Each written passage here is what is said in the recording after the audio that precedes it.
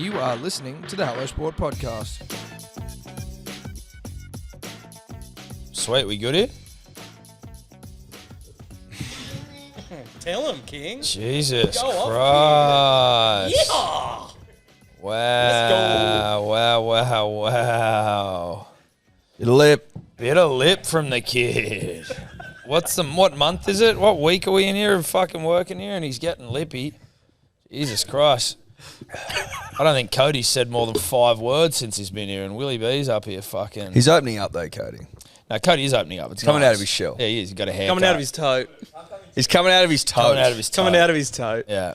He was in his tote. Oh, fuck, well, he still is. He's like Oscar the Grouch poking his head out of a bin. Well, he obviously feels comfortable in his tote, though. Yeah. Well, it's like you know what it is? It's like a Joey in a mother kangaroo's pouch. And I like that he's popping his head out. But a fucking Wirramoo over there, he's fucking hopping around trying to throw down. That's, well, he knows you. Yeah, well, he does know me. It's easier to do. You know? Yeah. Like, I feel like he knows you pretty well. Well, listen, off camera, you know, it's all well and good, right? But then the camera comes on and he starts fucking puffing his chest out. Yeah, he's puffing it, eh? He's But I puffing. respect it. You gotta, well, listen, he's got puff to puff, you know what I'm saying? Big fucking earthquake in Taiwan, which I don't know what to fucking believe anymore in terms of like videos you see online, like reporting on shit. But I saw some video of like the beach in Japan. It's like a tsunami warning in Japan. Like the beach sucked out, which is... And nothing happened? Well, no, I think it's like there's a huge tsunami warning. I thought that if it sucked out, that was good night nurse sort of stuff. Yeah, dude. Well, that's what I'm trying to work out, is that how long does it suck out for? Am I seeing real videos? Is, like, you know what I mean? Is this even happening? Some of the, like... Is it old? Is it old? Is it just some fucking, like... Is it grainy footage? Again, I saw it on Twitter, which... Don't tell D or Dave, I'm becoming less and less fucking fond of as a platform for information. Is that right? Well, you just like, yeah, because you can kind of pay for views. And like sometimes I'll just go on there. This is from our Hello Sport one. And I'm just getting fed like these same people who I don't even follow, but I see them every fucking time I'm on there. So they're paying to be pushed up. Yeah. So it's all about cash. Well, yeah, exactly. That's what I mean. Like, so you could pay, I think, for us to get like a blue tick, and then I don't trust algorithms anymore, Tom. I don't trust the algorithms at all, dude. I don't even understand why they fucking change all the time. Well, that's a great question. Why can't things stay the same? What's the benefit of changing it? Like, is it keeping people on their toes? Like, what's the point of that? I don't understand. And yeah, maybe we get a little insecure sometimes when we don't get, the likes we Well, want. when a video you think's going to pump doesn't pump. Well, that's obviously an algorithm issue, Tom. Well, it's not our fault. It's not an us issue, that's for sure. Never has been, never will be. But there's clearly, they do change because there's like things that fucking, reels start to be the thing that they want. And then it's reels with subtitles or something you want. And then it's fucking, now they're prioritizing something, or like they're, I've never looked into an algorithm in my goddamn life. I don't think you can. I I think they're secret. No, I think like part of what it is, I think you can, like people do look into it. Like I think what They test you, man? Yeah, like trial and error. Yeah. Which, I mean, like you got to have fucking nothing. We don't have any trial and error, and it's really... You got to have nothing to do that trial and error life. Not wholesale trial and error. We'll dick about. Listen, we're more shit at a wall operators. shit at a wall, pay attention to which bits of the wall seem to be stickiest. And then keep throwing Keep there. throwing shit at that until it stops sticking. Yeah, and then move on to a different start part of the aiming at a wall. different part of the wall. That's right. And then plough that wall until it stops sticking. Until it stops sticking. And then rinse and repeat. And then maybe we weren't even looking if it's stuck. We don't realise. And We may have realised we've and thrown maybe it. it fell off and we thought it stuck. Maybe it was a chicken wire fence. Nothing was sticking to it. And we just went straight through, but we didn't realise. There's that, right? There's that element. It does when I see this Taiwan stuff. It makes me grateful, Tom, if we can get grateful for a moment. And I mean, listen, I hope what you're about to say is tectonic. It's tectonically related. Yeah, okay. Our position on the tectonic plate, punters and dribblers, has provided Australia with the ability to wipe off the list of potential fucking Mother Earth natural events, you can wipe off your serious earthquakes pretty much. You can wipe off your tsunamis. You can wipe off your volcanoes. That's a pretty good place to start. Yeah, it's pretty good. I mean, if you're Sydney, I don't know this to be true. I'm vibing it, but if you're like New South Walesy, where's like New Zealand sit in relation to? Is it lower down, closer to Victoria? A bit lower. So yeah. like if you just go straight east from like Bondi. Yep. I'll tell you. Are you hitting Aotearoa or are we fucking? Are you clipping the top of her, or is she down? Is she further Is she south? down a bit lower? Oh, it's pretty much south. Like I don't even think you'd tip You clip hit the tip top. of it? No, I don't think so. So we would be technically open to a. Reinga. We would technically be open to a tsunami of sorts if something came from that, but it'd have to be big. But I think it would be more asteroidal impact potentially pushing it out as opposed to Some tectonic issues. But then, you hear, like, obviously there was the earthquake in Newcastle. I don't know what causes something like that. In Victoria? Like, there was one in Victoria recently. I've been in an earthquake before. It's fucking weird. Have you? Yeah, I have, in Japan. They have Really? them all the time. My mother-in-law is in Japan right now. That's partially why I'm fucking trying to work. I've been trying to call her to work out, like, hey, you probably already know this, but, like, get away from the water. Because of the Taiwan. Then I had a missed call from her, and then I tried to call her back. She didn't answer. I'm like, well, fuck. But, like, she's in Japan, and it wouldn't shock me if she just doesn't have fucking reception. Japan and the Philippines have cancelled their tsunami warnings. Oh, that's good stuff. There you go. There you go. Love that. Back to the shopping mall, Marina. Love it. Back to But buying do you know what crap I mean? for the girls. Like the tectonic placement. It's Mate, good. we're fucking smack bang in the middle of it. We're rock solid. We're built on a strong foundation. Do you know there's continents that they found, I don't know if it's one or two, like underwater? Is that right? I don't know. But I think that they discovered, how many continents we have? 5? Seven. Seven? Seven? Seven? Seven. Yeah, Six, sounds seven. like there's a couple of them. Yeah, they've like underwater. Antarctica, Asia, Europe, Australia, Africa, South America, North America. 7.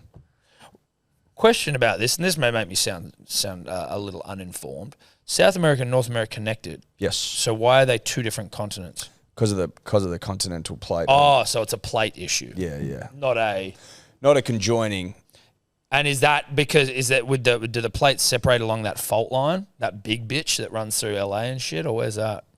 Well, it would be that runs up. That's the San Andreas Fault, Tom, I believe. Shout out to the film starring The Rock. And shout out to GTA San Andreas. Andreas, one of the greats of all time. Dude, sorry, I'll come back to GTA because there's a new game coming out, by the way. But I don't think it's till 2026.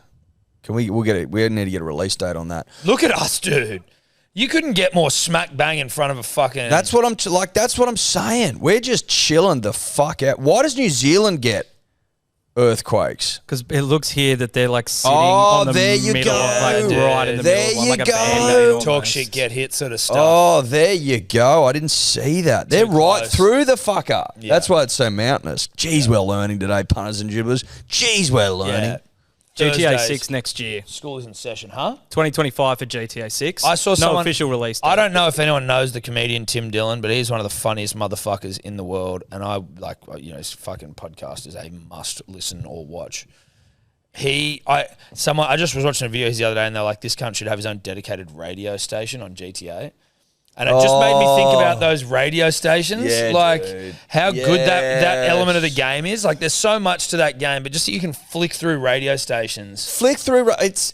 and there's actually shit on there, but like they're funny. I remember when I hopped in the car, or maybe on a motorbike. Maybe it was a car. I think it was a car. First time I hopped in the car, GTA Vice City.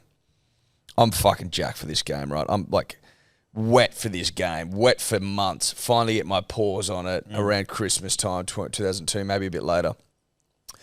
And you put it in, you go to the lawyer's house, you go downstairs, he's wigging out because you've the deal's gone bad, you've lost all the money, you're trying to buy some gear. And then you hop in a car, first thing that comes on is like a Michael Jackson, a Billie Jean. That is how you set the tone. Yeah. That's how you start things off. Right? That's how you start things You off. start it off right. On Flash FM. Flash FM, yeah. Dude, so good. So just quickly back to tectonics. Fuck, the Americas are in some curry. Well, look at South America. South America's like well, that's wrapped up. Chile. That's Chile just getting worked. And then But then up the top, there's like two. There's a circle one there. Then you go along the west coast of North America. I mean, Jesus Christ. It feels like everyone's getting butt fucked by tectonic plates except us. the Australian plate's a big fucker too. Look at the size of it. Yeah, look at that. Presence. That's all presence. We That's punch all above presence. our weight, dude. That's all present. The African plate, obviously huge, It's a but big plate. Needs to be, though. Look at the size of Africa. yeah, Africa's big. The Antarctic plate is enormous. Well, that almost looks like a fucking... Yeah, but it's not. It's that you're looking 2D here, man. It should be 3D. It's throwing us off. Can you find a 3D Antarctic plate? That'd be nice. That's something we've always wanted. Always wanted it. Yeah, she big. Oh, she's a monster. Antarctica's bigger than Australia. You know that. It's big. I'm not shocked by that. It's real big. I'm gonna resist the urge to ask Tobler to just look up Antarctic pyramids. Antarctic pyramids. Don't do it. Whatever you do not look that up. Read him like a. No, I'm definitely not looking them up. Good. I actually haven't even looked it up. I just saw a like Lad Bible or something. You know, there's like it's coming out Yeah. the top. Yeah, yeah. Yeah. No, I've been down that rabbit hole. Don't worry about that. It's fucking. I love it. I like looking at that stuff because I'm like, what if? But then, unfortunately, in my experience, when you scratch it, it amounts to nothing. See, whereas which is disappointing. I don't scratch that hard. I scratch just enough to keep it itchy. You know what I mean? Like, Yeah, but there's scratching. Like you can scratch the pyramids of Giza and get nowhere. Whereas like these things, it's just people go, that's rock. yeah. That's Like actually you can scratch. that's actually a mountain. That's just a mountain that you're. You know, there's you're a big looking at difference. there. Then the pyramids. No one's pretending like the pyramids are just a big rock. No, they're not. You know, You'd be. I mean, that'd be crazy in the extreme. Can you get? And listen, on big rocks though. Sorry to cut you no, off. that's fine, dude. Uluru.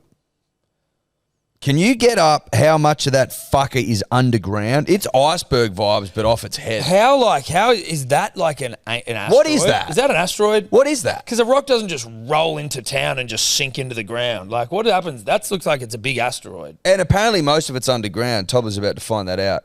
But we're talking about the desert where it's flat as fuck. What is doing? Is that the biggest rock going? Gotta be. What's it called? A monolith? It's got 2.5 I don't know if that's kilometers of its mass stretching underground. 2.5 Ks So underground. 7 times its height below ground. See? Isn't that fucked? Whoa. Shout out to Uluru. Yeah, fucking An oath. incredible bit of rock. Incredible bit of rock. It gets into its work underground, much like a tree root.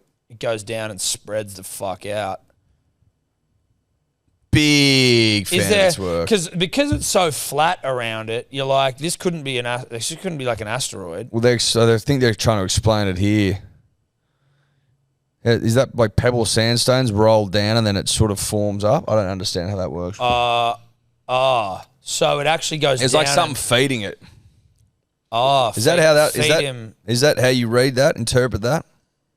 So that's getting pushed down. This and is then fun it's pushing listening. up. This is fun listening for the viewer. Yeah. Basically, it looks like a layer of sandstone that feeds from one area up and then underneath Uluru. Imagine a big U shape of rock that, like, basically the Uluru almost pops out again at another place, and it's like this big U shape of rock, and so it's not actually like Uluru just goes straight down. It goes down and then Curves fucking around. curves. Apparently it was formed like 500 million years ago when the whole area was covered underwater, and it was like formed by being a seabed with sand and mud, and then eventually it rose up to become, after all the water washed away, became Uluru. Listen, it's doing great things. You ever been? No, dude, I haven't. We were going to go once when I was on holidays with fucking Lippy Wirramu over there and my mother. Oh, puffy chest. Old Puffy Chest over there. Not Puff Daddy, who's got his own problems. But we didn't go for some reason. I don't know. But it's Do you see the other day? It was raining out there, and there was just the waterfalls That's like pouring off. almost that when you want to see. You used to be able to walk on that thing. I get it. You can't disrespectful. now. My know. auntie's actually climbed it. Jeez, Before, I think, you know. I would have liked to have. I get that it's disrespectful. Apparently, it was a pretty hairy climb, not for the faint-hearted. Because you're like... I bet you saw some cankled aunties. Fuck, did you say your auntie? I didn't mean to say that. So I take that back. I didn't mean. She doesn't have aunties. cankles in defense of Jane. Jane, but I know what you mean. That wasn't what I meant to Jane. I think she was. I think there were some cankle operators up there. You know what I mean? Some Debs. Oh, some Debs, yeah. Some Karens. So the climbing Some path is librarians. like 1.6 k's long, and you're going up about 350 meters high. It's 350 meters high. Yeah. 95-story building. Wow, it's bigger than I could even fucking imagine. So again, I don't know. Let's go, dude. Let's get everyone on a plane and go to Uluru. It's really sick out there. Except for everyone. Just me and us. Tom. Yeah. That sounds about right. That pretty cool with everyone? Totes, you can come. Yeah. Because I like your attitude Yeah, lately. maybe we bring Totes. Totes, you're warming on me, mate. Yeah. Not that you were ever off me. But you, not because that I we was didn't off know you. ya. But we didn't know you, and you were in your tote, and now you've come out of it, and I think you could come. What if we put him in a big tote bag and take him to fucking Uluru? Carry him there. Yeah, the whole Between, way. like one arm One each. arm each. Or he's got to hop like he's in a potato sack race. But it's a tote. Yeah. Potato sack race. I don't mind the annual tote race. We got to get some big tote bags. on the Christmas party. Yeah. Everyone races totes in a tote. But he's obviously undefeated. I would assume so. Yeah, but is it Storwell gift sort of shit? Storwell gift. Head start? Well, he'd have to start at the back. He'd fucking move in a tote. He might. A lot of tote rhetoric. You might ask what we're talking about. He loves tote bags. Yeah. Cody totes. loves tote bags. He's got a collection of them, and he doesn't leave the house without one. I wonder whether he wishes we paid him out for again, considering the tote rhetoric. I don't know. You got to carry it in something. It's true. It's true. I would like to go to Uluru. Like, it has nothing to do with sport from a Hello Sport context, but like the company card doesn't know that. Well, the company card's indifferent. Yeah. It doesn't. It's not prejudicial. It doesn't ask the big questions. Now, the accountants do. So maybe we have to take a couple of footies. Well, as I go into the zero to reconcile, there might be some question marks next to the fees. Yeah, Tom. the Uluru next to the trip. expenses. What the fuck's this? Yeah. Merch. We're starting a sporting team, the Ularoos. Yeah, love it. Absolutely. Surely there's an Uluru sports team. Have to be. Or is that inappropriate? I don't know if that's like offensive somehow. Can you just get to that photo, Tobler, of the I see the Eiffel Tower there? I see the Eiffel Tower in comparison. Like a scale thing. No fucking way.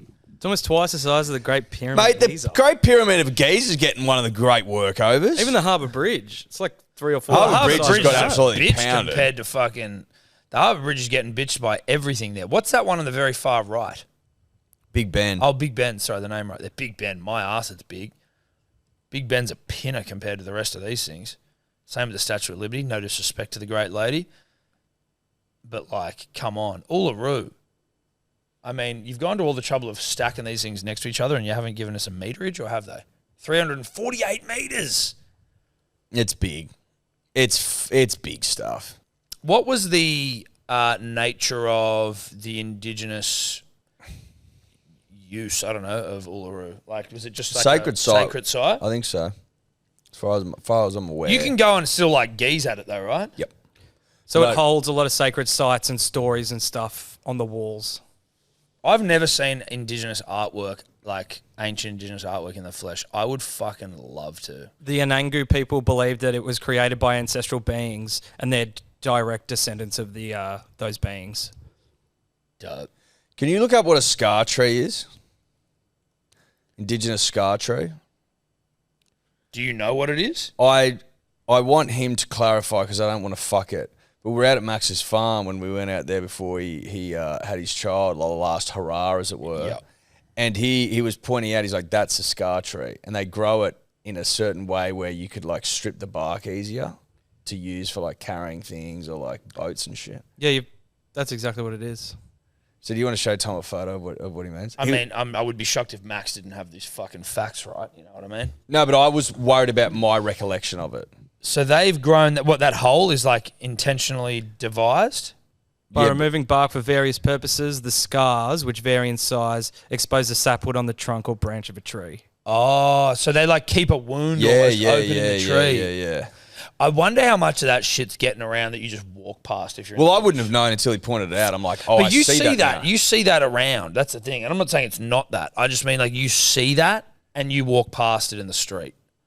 So I'm just like, how much of that's just I'd love to be way more dialed in. Oh, mate, I think the indigenous like history and culture, I probably wouldn't be able to speak about it intelligently. But like I find that as interesting as any other like ancient culture getting around. Oh, fuck yeah.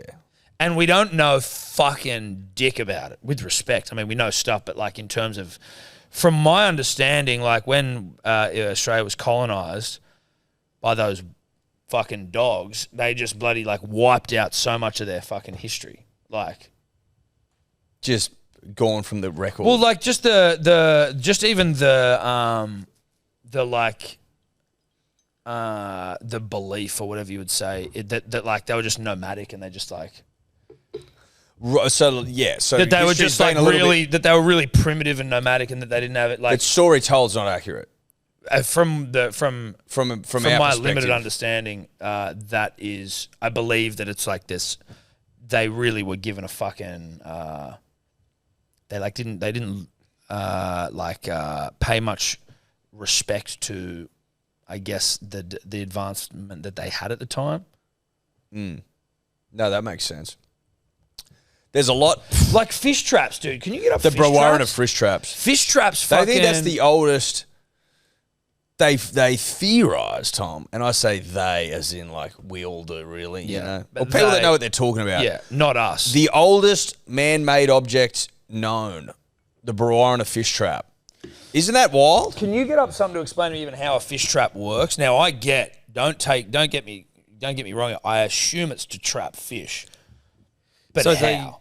they use like stone walls to guide fish that are swimming upstream into these holding ponds where the Aboriginal people traditionally caught them. So they just walk down and pull them out. So basically, it was just like they're all swimming downstream. Let's just make a little balloon sort of thing out of stones where they can't swim any further. Yep. And then once there's a couple in there, we just block that bitch off and just hook them up. Makes sense to me. Makes great sense. That makes sense to me. As in swim in, can't swim out sort of stuff. Yeah. And when the love that. bushfires happened a couple of weeks, was it 2019? 2019 started 2020. They like a lot of the bushland was burnt back so bad it revealed traps that I think maybe how they didn't even know were there, or like just that they burnt it back so much you could just see them. It's good stuff. It's good stuff. It is. You don't. We're fucking in centuries now, not thousands of years, tens of thousands of years.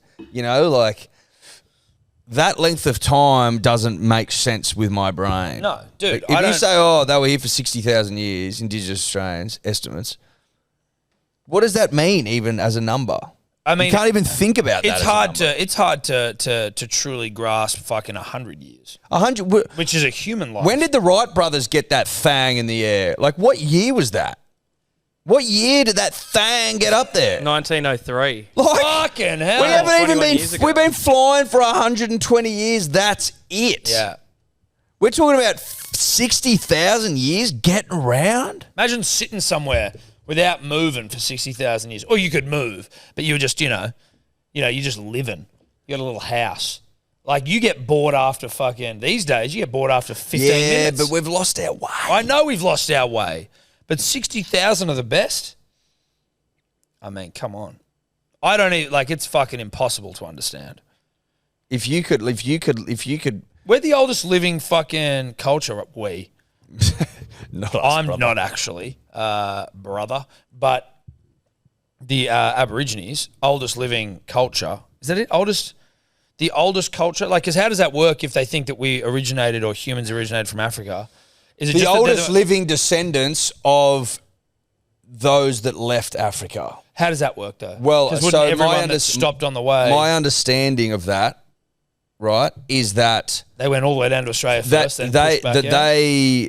I think we may have talked about this before, but we'll go over it again. Know that. Indulge us.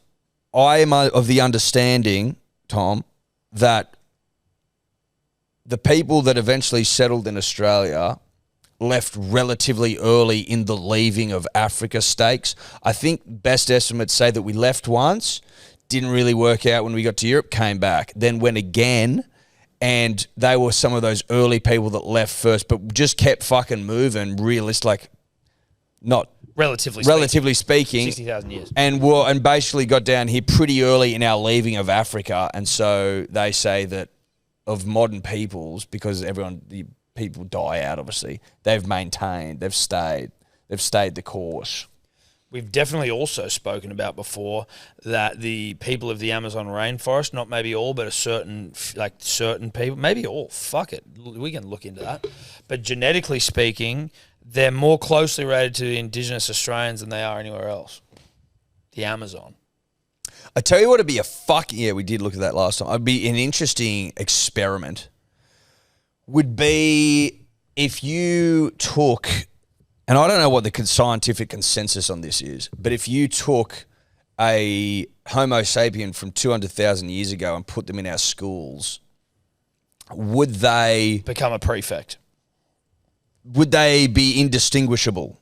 Or is knowledge passed on through generations via the genome? Yeah, right, like through loads. Well, through the DNA structure, which is then within the load. Yeah. It's a good question. I don't know, because they say, and they being not us, that humans, anatomically speaking, were the same 200,000 years ago? Well, they're exactly the same, 100% the same. But maybe not brain. But that's what I'm saying. Cognitive. Is that shit passed on? But also, is it just like improve? Like, do you just evolve? Is there a degree of evolution? No, I don't think so. In cognitive ability. Well, I don't know. That's what I'm saying. Jesus Christ, dude. On the Ask Anthropology Reddit, so take this with a pinch of salt, but they're saying that yes, humans were biologically modern by about 50,000 years ago, and so everything else from that point is access to like information. modernity. Like our modernity comes from like our extensive collective memory and culture and tradition. So we could essentially bring someone much like Encino Man, Sebo, which you should know about. Brendan Fraser. We could bring Brendan Fraser back from 60,000 years ago into the modern world, and he would pick things up pretty quick. Correct. Or like when Austin Powers was frozen, but for way longer. Yeah, he was only frozen for like 40 years, 20 years, 30 years. I don't know. He just freezing for way longer.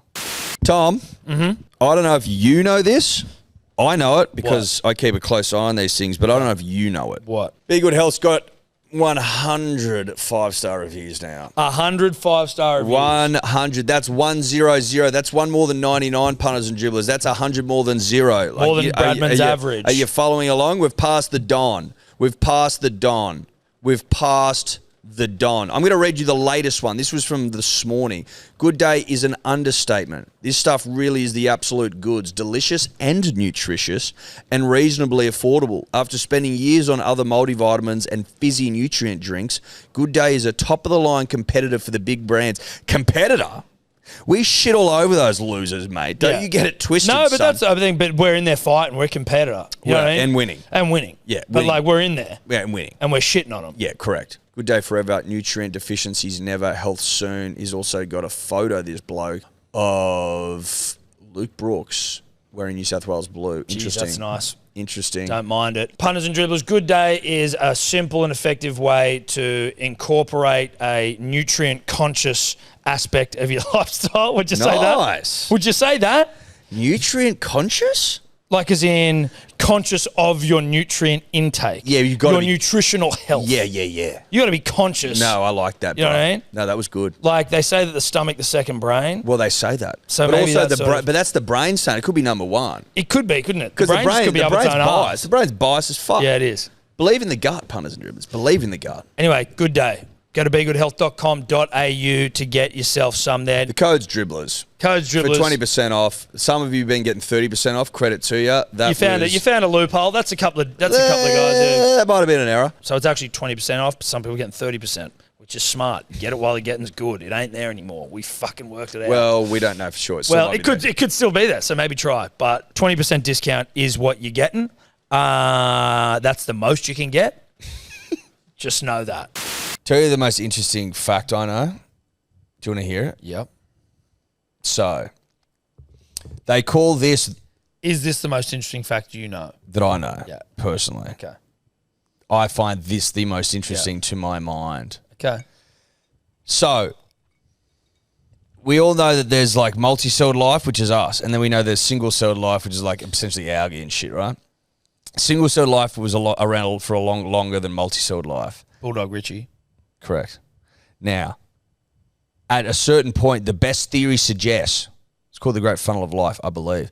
There is a theory that suggests that one single-celled organism mutated inside another one and multicelled life was born, right? Now, how rare is that? How often does that happen? Has that happened on other planets? Is there single-celled life everywhere throughout the universe but no multicelled? Because this was a weird thing that happened at this one time. You can trace multicelled life on this planet back to one single point, which means that mutation in the lifespan of the planet has happened once and only once. So where have they traced it back to? They can trace it back to one point, which means it's only happened once. There's not two forms of multicelled life. There's only one. Right, but would that mean that, say, like, if you're... If there's people screaming at the computer or their headphones, park it, bro. Yeah, calm It's down. not your convo. Yeah, relax, dude. Hey. Not your convo. You're just listening. You don't get a say. No. You get to leave aggressive comments. Yeah. All right? Which is your right. That's your right. But at the moment, it's a mate talking to a mate. Right now, it's just a couple of guys without PhDs fucking... Hashing this thing out. Telling people the truth. Does it mean that it only happened once? Ever. Or does it mean... Yeah, but like, if there's a lot of single-celled organisms knocking around, right? Let's say there's a fucking blue single-celled organism, there's a brown one. Has it happened in a couple of blues? And, you know, like the blue single-celled organisms are the ones where they mutated, or it's No. It's happened once. Literally once and only once. Once and only once. How do we know that? Because you can trace, like, there's like evidence through the genome that you can trace it all back. Now, all I'd say is this, and I'm not saying Look it up. wrong. Look it up, I just Tobler. like that's hard to. They're talking about how, like, the first known single-celled organisms appeared on Earth about 3.5 billion years ago. We're not talking about that, are we? No, but then more complex forms of life took longer to evolve. First multicellular animals not appearing till about 600 million years ago. Well, I think they're saying what, just like type in this. Is all multicelled life related? to a single point. Well, if it's related, it implies a single point. I guess it does, but it maybe doesn't, because if a single-celled organism is like if there's like different types of single-celled organisms, and then those organisms evolve to be able to become multi-celled organisms. No, but it's not just one organism. But the single cell didn't evolve. That's the point. Multi-celled life is so bizarre that I don't understand it. They're like, how the fuck did this happen? It seems to be that a single cell got inside of another one. Oh, one just accidentally. Like it tripped into a mate. Yeah, tripped, but fell into him. Well, Yeah, maybe you're right, that's Ed. almost like that thing of like hit this long enough. It's like if you and I were walking and I fell into you and we became Tom and Eddie life. So what's funny about this is, punters and dribblers, and I'll let you into a bit of green room fucking rhetoric, is that I get my fucking butthole ripped apart for merely like just entertaining the idea that the pyramids weren't built 6,000 years ago. And I've got to believe, and I'm not saying I don't, but that two mates just tripped into each other. Like me and Eddie walking down the street, we trip into each other and we become Teddy. Like, I'm not saying it can't happen. I'm prepared to believe that it did happen. But my God, this young dad with a great head of hair and fucking, you know, questionable fashion choices, he gets his asshole torn apart like Leonardo DiCaprio in The Revenant for even fucking whispering the words Göbekli Tepe. The point is, this has happened. They just don't know how. Right, well, the pyramids have been built. We just don't know how. Yeah, I did. When have I argued with you Mate, about I was the getting pyramids? fucking torn apart by you and fucking Sebo earlier today. Check the tapes. Well, no, the tapes weren't on. God damn it. Anyway. Are you struggling up there, I find it Tobler? interesting. You all right there, Tobler? I'm just seeing a lot of things. You are battling, bro. I am going through the cosmos You're of looking at a single-celled, kid multi-celled. who is in Deep Look at that poo. sweaty forehead up there. You He are is in- Fucking hell, it is trouble. hot in here. I'm looking at microorganisms. I'm saying multiple things that like Okay. they're all related to one, and then that it's happened 7 times, and So it has happened more than once. potentially. You don't know. I don't know. That would make more sense to me. Getting off and that is an interesting fact if true. I would love, Eddie, and this is maybe, it's obviously Thursdays with Tom and Eddie where you learn some stuff. / You learn nothing. you learn nothing. / Tobler gets... Tobler gets flustered. We can replace you, mate, if you're not up to it. Yeah. No, I'm doing all right. No, you can be replaced, dude, if that's... Oh, I'm aware. No, I just mean if that's like, if you're getting No, flustered. if you want to be. Cody comes over to us and he'll like, when you're taking one of your big dumps, and he'll be like, "Oh, just in case Tobler, like, just if you want him to replace, I'm ready at any point." I wonder what his thoughts on multicelled organisms are. Sorry, He looks like he's got thoughts. Anyway, what were we saying? what was I saying? This is obviously Thursdays, like, where you learn, like in the classroom with Tom and Eddie, blackboard session sort of stuff, chalkboard. Then it's also Tobler gets flustered sessions. It's also Tom and Eddie ask for shit. I would love for someone. What are we asking for today? Someone in the I don't know how to correctly word this, so forgive me for my my clumsiness. Indigenous history tourism shit. Like, I'd like to. Anyone who's like, what would be the best place to go and see, or what would be the best thing to go and like experience if you wanted to really like immerse yourself in ancient indigenous cultures where you get to see like fucking hectic cave paintings, or like, even like things that are slightly unexplained, or like things that aren't necessarily widely spoken about. There was a book that I was reading / didn't read a word of it. I listened to it all, but it sounds cooler when you say read it. Where they were talking about like evidence of like ancient indigenous like sundials and shit in like maybe Victoria, which spoke to the fact that they had a celestial understanding that they aren't given credit for. Well, like on the- that sort of shit. Well, on the celestial understanding, mate of ours, friend of the show, Andrew Parsons, he went to Uluru, that area, years ago, and he said that there was like something they did where over dinner, an Indigenous Australian came out and spoke about the stars, their understanding of the stars. On I've the done that clearest experience night as ever. well. I'm like, what do I need to do? I would love to go and Who see do I that. need to growl out for that to It's happen so to me, bro? sick. You know what I mean? Hook that shit to my veins. Yeah. The amount of stars you see out there is Well, wild. in funnily itself. enough, this photo's just come up here where the Well, let's sky look at this is timing. just absolutely wet with stars. And You can. I think you can also do as well, and I don't know, but I've heard potentially you can learn, or you can go out with Indigenous trackers, and Dude, they what can a- show you what they see. You won't no, see it you like won't they see it, because you're a but fucking idiot. But do you know what I mean? I want to do that. I want to learn how to like survive in the wild. Like a wilderness course. Yeah, but not like. But for interest, I'm not. This isn't doomsday prepping, although it'd be good to know. I'd love to. What are we talking here? Are we talking? We're talking bush tucker? witchetty grubs. Witchetty grubs. Which berries are good to go? Which aren't? Exactly. Fucking tracking. How to get water out of the ground. Yeah, dude. How to like. How to track prey. Fuck How yeah. to build shit like bush. How to get a fire going. Well, listen, yes, but I also Not a bad skill to have in the back. dude. pocket. I just don't. If the world falls apart, and I know I said it wasn't about doomsday prepping, it'd just be good to know. Well, you got a bit of prepper about you, I and that's just fine. fucking You like to oath be I do. prepared. Yeah, hey, I'm not very prepared generally in life. I tell you what I was thinking about the other day, Tom. Just in and I think we just shift into man stuff here. Oh yeah. Man steaks, like notches on the belt sort of stuff. Yeah, well, this is hairy chest. This is fucking puffing the chest. This is like 5 o'clock shadow, sweat across the brow, riding your horse back into your fucking. 100%. something needs done, you can do it. Something needs changing, you can change it. Yeah. Something needs building, you can build it. Something needs fucking replacing, you can replace it. You know what I'm trying to say here? I tried to fix our washing machine the other day and I couldn't. And then a washing machine technician came over today to do it. And he did fix it. And there was like just a twig jammed in it. And it was so easy to fix. Apparently, he just didn't charge But that's what I'm talking about. You know, being able to remove that twig. I didn't want to break the machine. I was trying so hard to get it. I'm like, if I break this thing, then we're fucked. I'm like, I'm just going to get a tech. So here's what I think I would like to add to my small bow.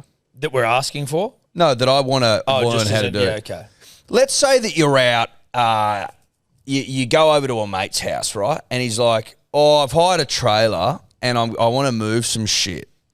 And he doesn't, well, he's got some furniture he wants to move, right? And you want to make sure it doesn't fucking blow out the back of the trailer. You want to secure that load, right? And he doesn't have ratchet straps. He's just got a bit of rope. Now, if you could fucking knock up a trucker's knot. Well, isn't this something that you're the great and powerful Chilton Simpson? He's a knotman. He's a knots guy. Well, that's what I'm saying.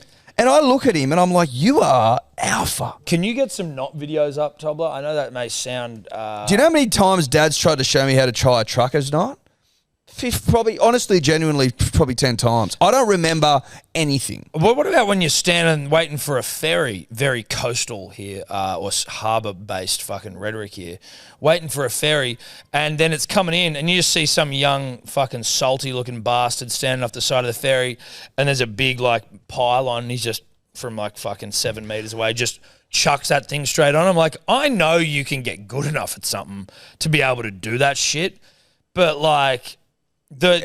I've never seen one miss. Exactly. I've never seen one miss. Never. I've seen Andrew Johns miss conversions. Yes. You know what I mean? I've seen Jake Trebojevic miss tackles. I've never seen a fucking ferry wharf guy miss one of those loops. What are they, a million from a million? Seriously. You know what I mean? Like, if I was asked to tie something, this is the God's honest truth. I'm cross them, under, pull. Cross them, under, pull. It's fucking shoelace shit. And, no, but on and on and on I would go until I'm out of rope. I'm just tying that bitch and praying. Praying. Okay, so you circle there. The trucker's knot. Oh, the truckers. You pull that through there. Yep. Bang. And then you can pull down on it and it gets tighter and tighter. And then there's like, is there a release cord? And again, if you're listening to this. Boost. Nice and boost. But then you got to, so that just tightens it. Yeah, you just pull it and it tightens, pull it and it tightens, pull it and it tightens. It's good stuff. Just even the way that they like. And who came up with knots? Dude, people with heaps of fucking free time and no distractions. People without Instagram. I reckon people in prisons came up with knots. No, dude, when you had no screens to worry about and fucking 24 hours in a day and maybe like before they invented booze. You'd get to knots. You'd get to knotting. But also, you got to make rope before you. So if you've got the wherewithal to make rope, the time, the concentration to make rope, once you've made that rope. Don't you got a plait? Fucked if I know. I don't know if you do these days, but like then you get to when you go like, now what do we do? Now I've got this rope here. What do I do? You get to knotting. Asphyxie wank. You get to knotting. You have your first asphyxie wank. Now you got to work out what to do. First bloke to have an asphyxie wank. They're fucked up. Like they're sick puppies. Who's like testing the limits of like That's got to be an accident, doesn't it? What, he was trying to like... He's having a wank and he's fallen into something. I don't know. Tripped into something, but he was like committed to the cause at that point. But he's like, I've got to finish bring it home. And then he comes, he goes, boys, I won't tell you what happened. Yeah, I won't tell you how I got there, but like, trust me. Trust me. It was first used as a treatment for erectile dysfunction back in the 1700s. Choking yourself? Autoerotic asphyxiation. Now, that's a sick puppy who's fucking into some shit. What, they're going, hey, look, I know you can't get a boner. Have you tried choking yourself? Shout out to Pilot. But think about this, Tom, pre-Pilot, pre-Viagra, pre all the bullshit. Imagine if you, a proud man, the owner of a once proud penis, find yourself in a position whereby he's no longer responding to your cries. You try everything. You try everything. You're down at the markets going, who's got a fucking remedy? And the fact that it used to be used, choking yourself near to death used to be used to treat erections shows that The first man who There were couldn't get desperate bonus, men out they there. left no stone unturned. Last resort is get as close to death as possible. That's all you can do. Oh, you want a hard on back? Then you're going to have to go as close to death You're as you've going to ever have been. to choke yourself the fuck out and hope you don't die. But if you do, at least you fucking went out, the right way. Because think about this. Before modern science, before we knew anything, when you're in trial and error on a R&D, but on a species level, there's people knocking around going, trying all kinds of things. Eat this berry. Yeah. Eat that grain. Fucking go I'm with that. mashing my testicles in a bowl. Yeah, exactly. Scrunch your testes into a bowl, mush them up. Tuck them into your bum. Grate your knees on the ground. Finger your mate. Like you're trying everything to Do it get in front of dad. See if that works. We get dad to pull you off. See if that helps. Like you're trying everything. Yeah. Obviously of age, nothing sinister. No. All above board. Although back then they probably didn't have laws like Yeah, we but do you're today. you're and 30. they were poorer for it. They should have had laws. Exactly, But you're you probably don't 30. have issues until you get older anyway. So You're 24 and you ask your dad for help. Yeah, Like, That's fine. That's fine. It's family. It's all good. Back then it was probably way more cool. But you're trying absolutely everything because your boners have abandoned you. Yeah, they have. And you don't know that it's in your head. Or maybe it's not. Maybe you do actually have a physiological problem. Also, but maybe back it's then, probably in your head. They probably also had much more of a belief in the higher power sort of thing. So So God's robbed me of bonus. You're praying to the God of hard-ons. You know what I mean? You're trying to, do I sacrifice something to get a boner? Which creates a space for the mystics to come in and go, I have access to the God of boners, and for a huge sum, I will cure you. Yeah. I wonder whether the choking of oneself, obviously last resort, clearly, was born out of frustration. Like where you're just doing it and you're like, fuck! That's it. No, I honestly believe, Tom, that It's a rage wank. It's a rage wank. It's a man who has tried everything. Nothing's He used to working. be a fucking shagger, this bloke. He'd be putting them away 1, 2, 3, 4, 5, just getting through that work. The whole village. And he was known for it, right? He was the pleasurer. Yeah. This bloke. Okay? He wasn't a tongue guy, he was a penis guy. That was his bread and butter. Well, And he didn't have a tongue. and then exactly, he was tongueless, so he had to put all his passion behind his penis. And he was stumpy too, so he was no good with his fingers. And so at one day that's taken away from him. That man goes to the ends of the earth to regain his mantle, Tom. It wouldn't shock me if the reason that humans left Africa in the first place was man's pursuit of the erection.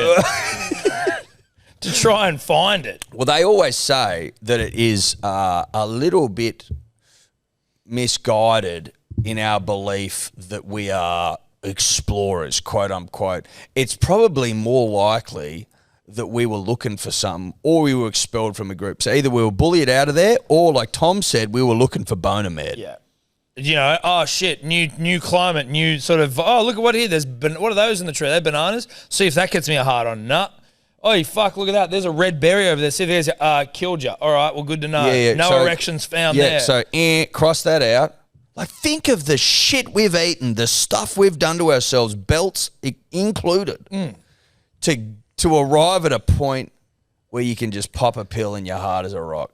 I mean, that's been one of, I would argue, the great journeys of our species. You know that, listen, say what you want about society, rightly or wrongly, the patriarchy, as it were. It's not surprising that in a male-dominated, I am putting quotation marks here, society, at least at some point, not now, hopefully we're heading in the right direction, driblets, but that boner meds were probably the first thing that we sorted out as a species. As soon as medicine, it was like penicillin and maybe fucking boner meds. Would have had to have been. Yeah. I mean, I'm surprised penicillin. Penicillin was probably after, actually. It was almost like, hey, you sick? Have chicken soup. And if you're going to get a boner, have Who this. invented boner meds? What's the earliest form of boner med? Who was that person, man or woman? Could have been a fucking woman going like, no one's putting it down. Pfizer discovered it in the late 80s. Hey, Tobler. Late 80s. That's not true. Surely trying to there's No, natural remedies. No, it is true because I've seen that movie. Who's in it? Where he sells boner medication. Is it Ryan Reynolds? Jake Gyllenhaal? Jake Gyllenhaal. It's like that was one of the most propaganda movies ever, where it's like a Pfizer movie. And it's Emma... No, the one that's in the Princess fucking Diaries. Princess Diaries. And Anne Hathaway. Anne Hathaway. What I'm more talking about here is that's That like, seems... Isn't that... that's synthetic boner meds. I'm talking about like, oi, have this fucking tree Goji berry. Yeah, horny goat weed. You know what I mean? That's more what I'm talking about. Because boner meds must have been around before the 80s, dude. Sometimes they'd send a slight electrical stimulation through your I need scrotum. Okay. 18th and 19th Type in, I need to get a hard on in the late 1800s. What do I do? Yeah, that's it. Say, hi, my name's Tommy Tobler and I live in the 1800s and I can't get I look like a... I look like 30-year-old Eminem. lesbian and I need help. Lost her phone on the plane to Bali. Yeah, that's it. Yeah, I look like I'm getting a flight to Bali turned around because I'm in a bad mood. Because I can't get a hard on. Type that in.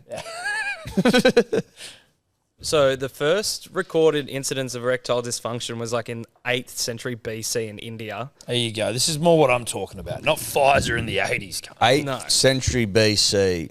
So they'd give them treatments including like herbal medicines and additives from animals like alligators, mice, frogs, and sparrows. If you don't know what the fuck's going on, that's what you're trying. You're trying all this shit. But You can't get a hard on. You better eat a sparrow, Yeah, mate. here's a bit of mouse tail for you to try and get your fucking dick working again. they'd also tell them to like go ride a horse, sleep for a few hours, breathe in good country air. Good country air could get you stiff though. I think that also like a long car ride. But I know they didn't have cars then, but no disrespect, but 8th century BC, it was all pretty. it was country. all pretty country, wasn't it? It's a great point. You know But what I mean? yeah, Well, there wasn't like an industrial section. Yeah, there wasn't like botany, but like in fairness though, it's all relative. So, you know, when you've got like people pouring out buckets of shit in the streets. Great point. You know, that's that a great point. stinks. Like, That's a but get great me out point. to that fresh country, that country air. Get where me I go away and from from people pooing in the pooing street. in the streets. So I can go and knock around in a paddock. That's a reasonable point. Good country air. Now, again, is the horse ride the equivalent of a car ride? Like, and I don't know if this is for every man or woman with a dick, but a long car ride, if you don't piss, you know what I mean? That's also is you holding your wee. Don't piss for ages.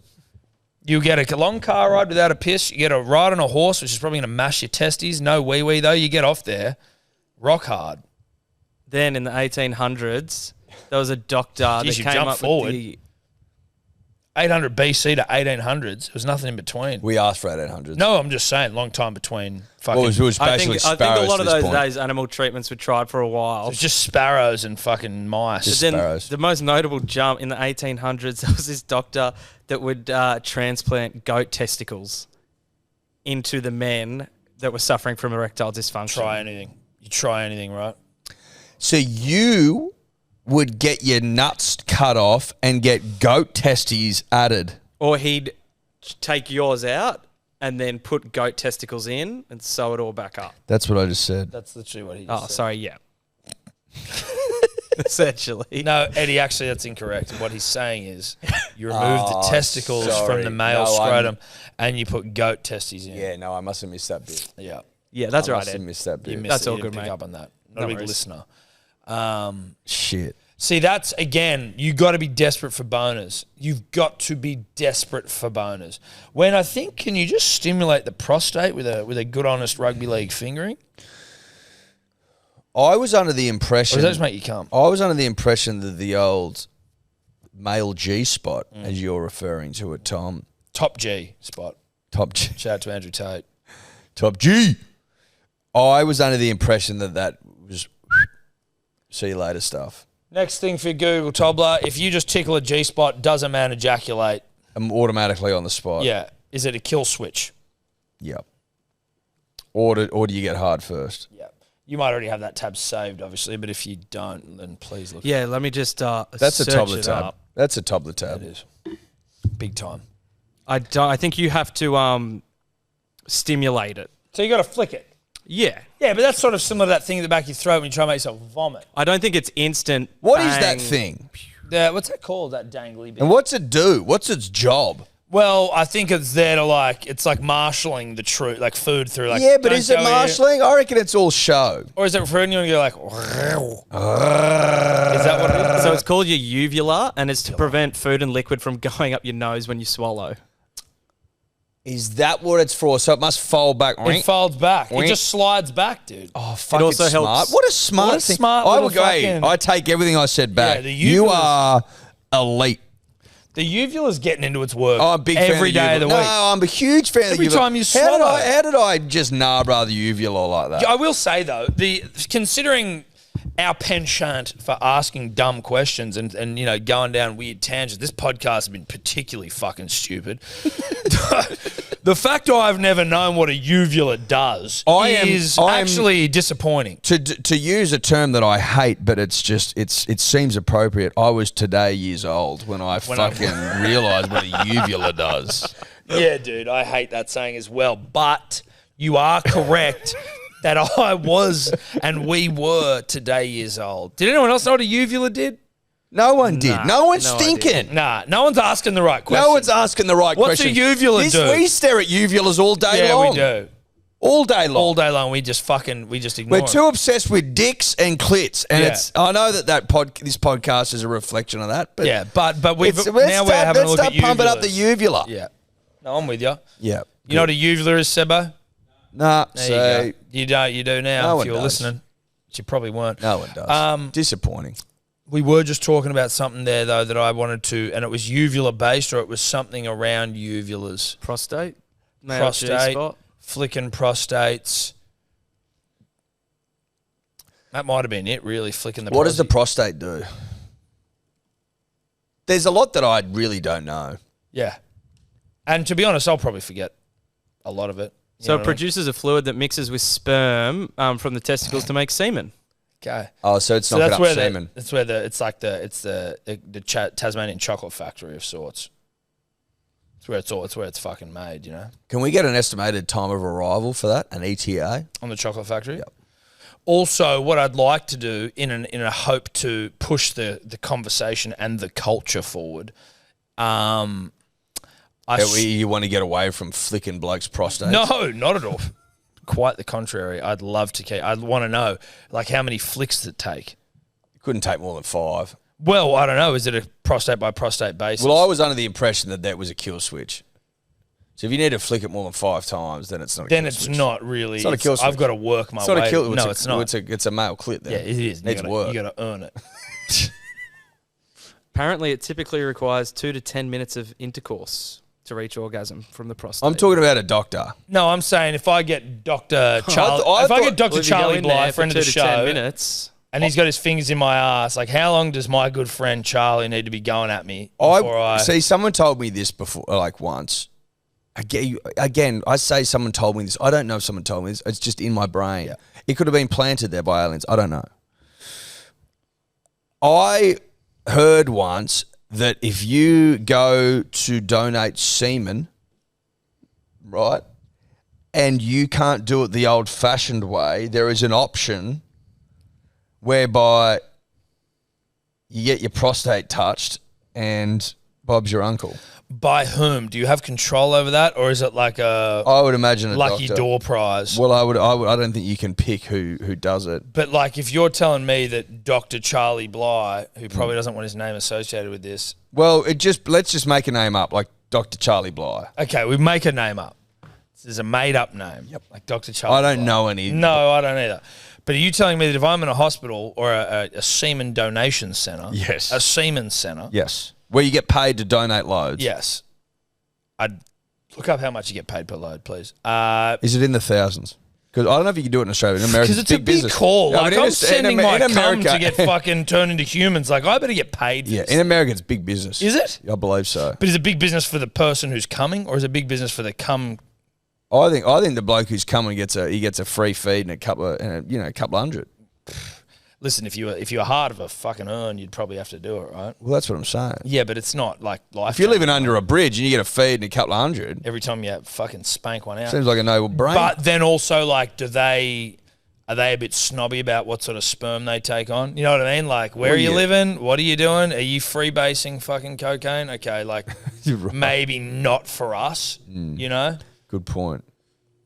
Well, maybe you've just fallen on hard times. Well, sure, of course. Listen, but that's a case by case. I'm going to need to know whether have you just fallen on hard times or are you fucking injecting meth into the eye of your penis?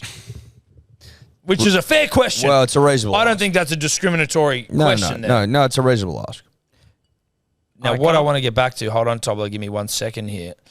Well, where are we? What I want to know is... Where are we? If I'm at the Semen Donation Centre, Sebo, you're leaving on a high here in terms of what we're talking about. You don't want to stay? You don't want to stick around for this? No.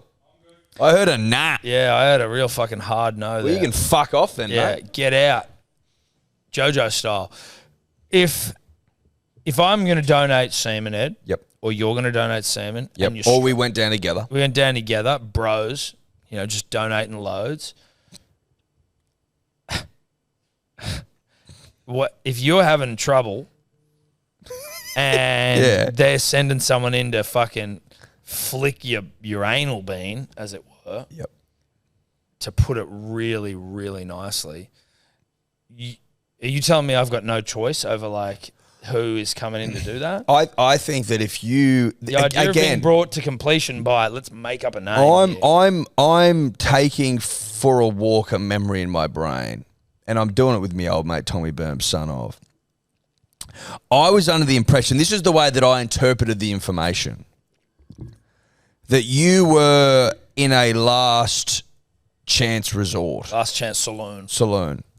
Last chance resort. Well, a saloon resort. No, I know. It's just made me laugh, mate. It's a modern version. Well, I was just saying, and that wasn't it. Yeah. Well, that wouldn't be the first time. No. Sorry.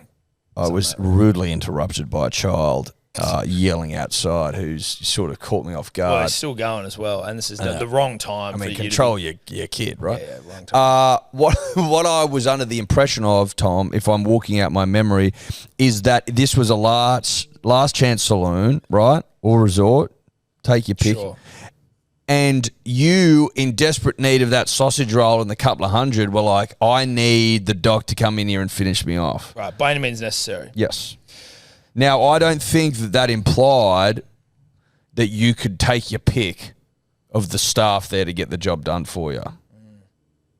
As much as you probably would have liked to pick. I just think, again, depending on your proclivity, that being male, female, hetero. Well, if you're a proud homosexual, you probably want the tall, strapping doctor with big fat fingers. With big fat fingers and a jawline that won't quit, right?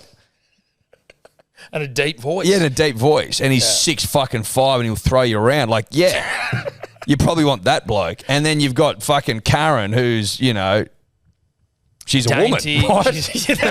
That's all we're looking for.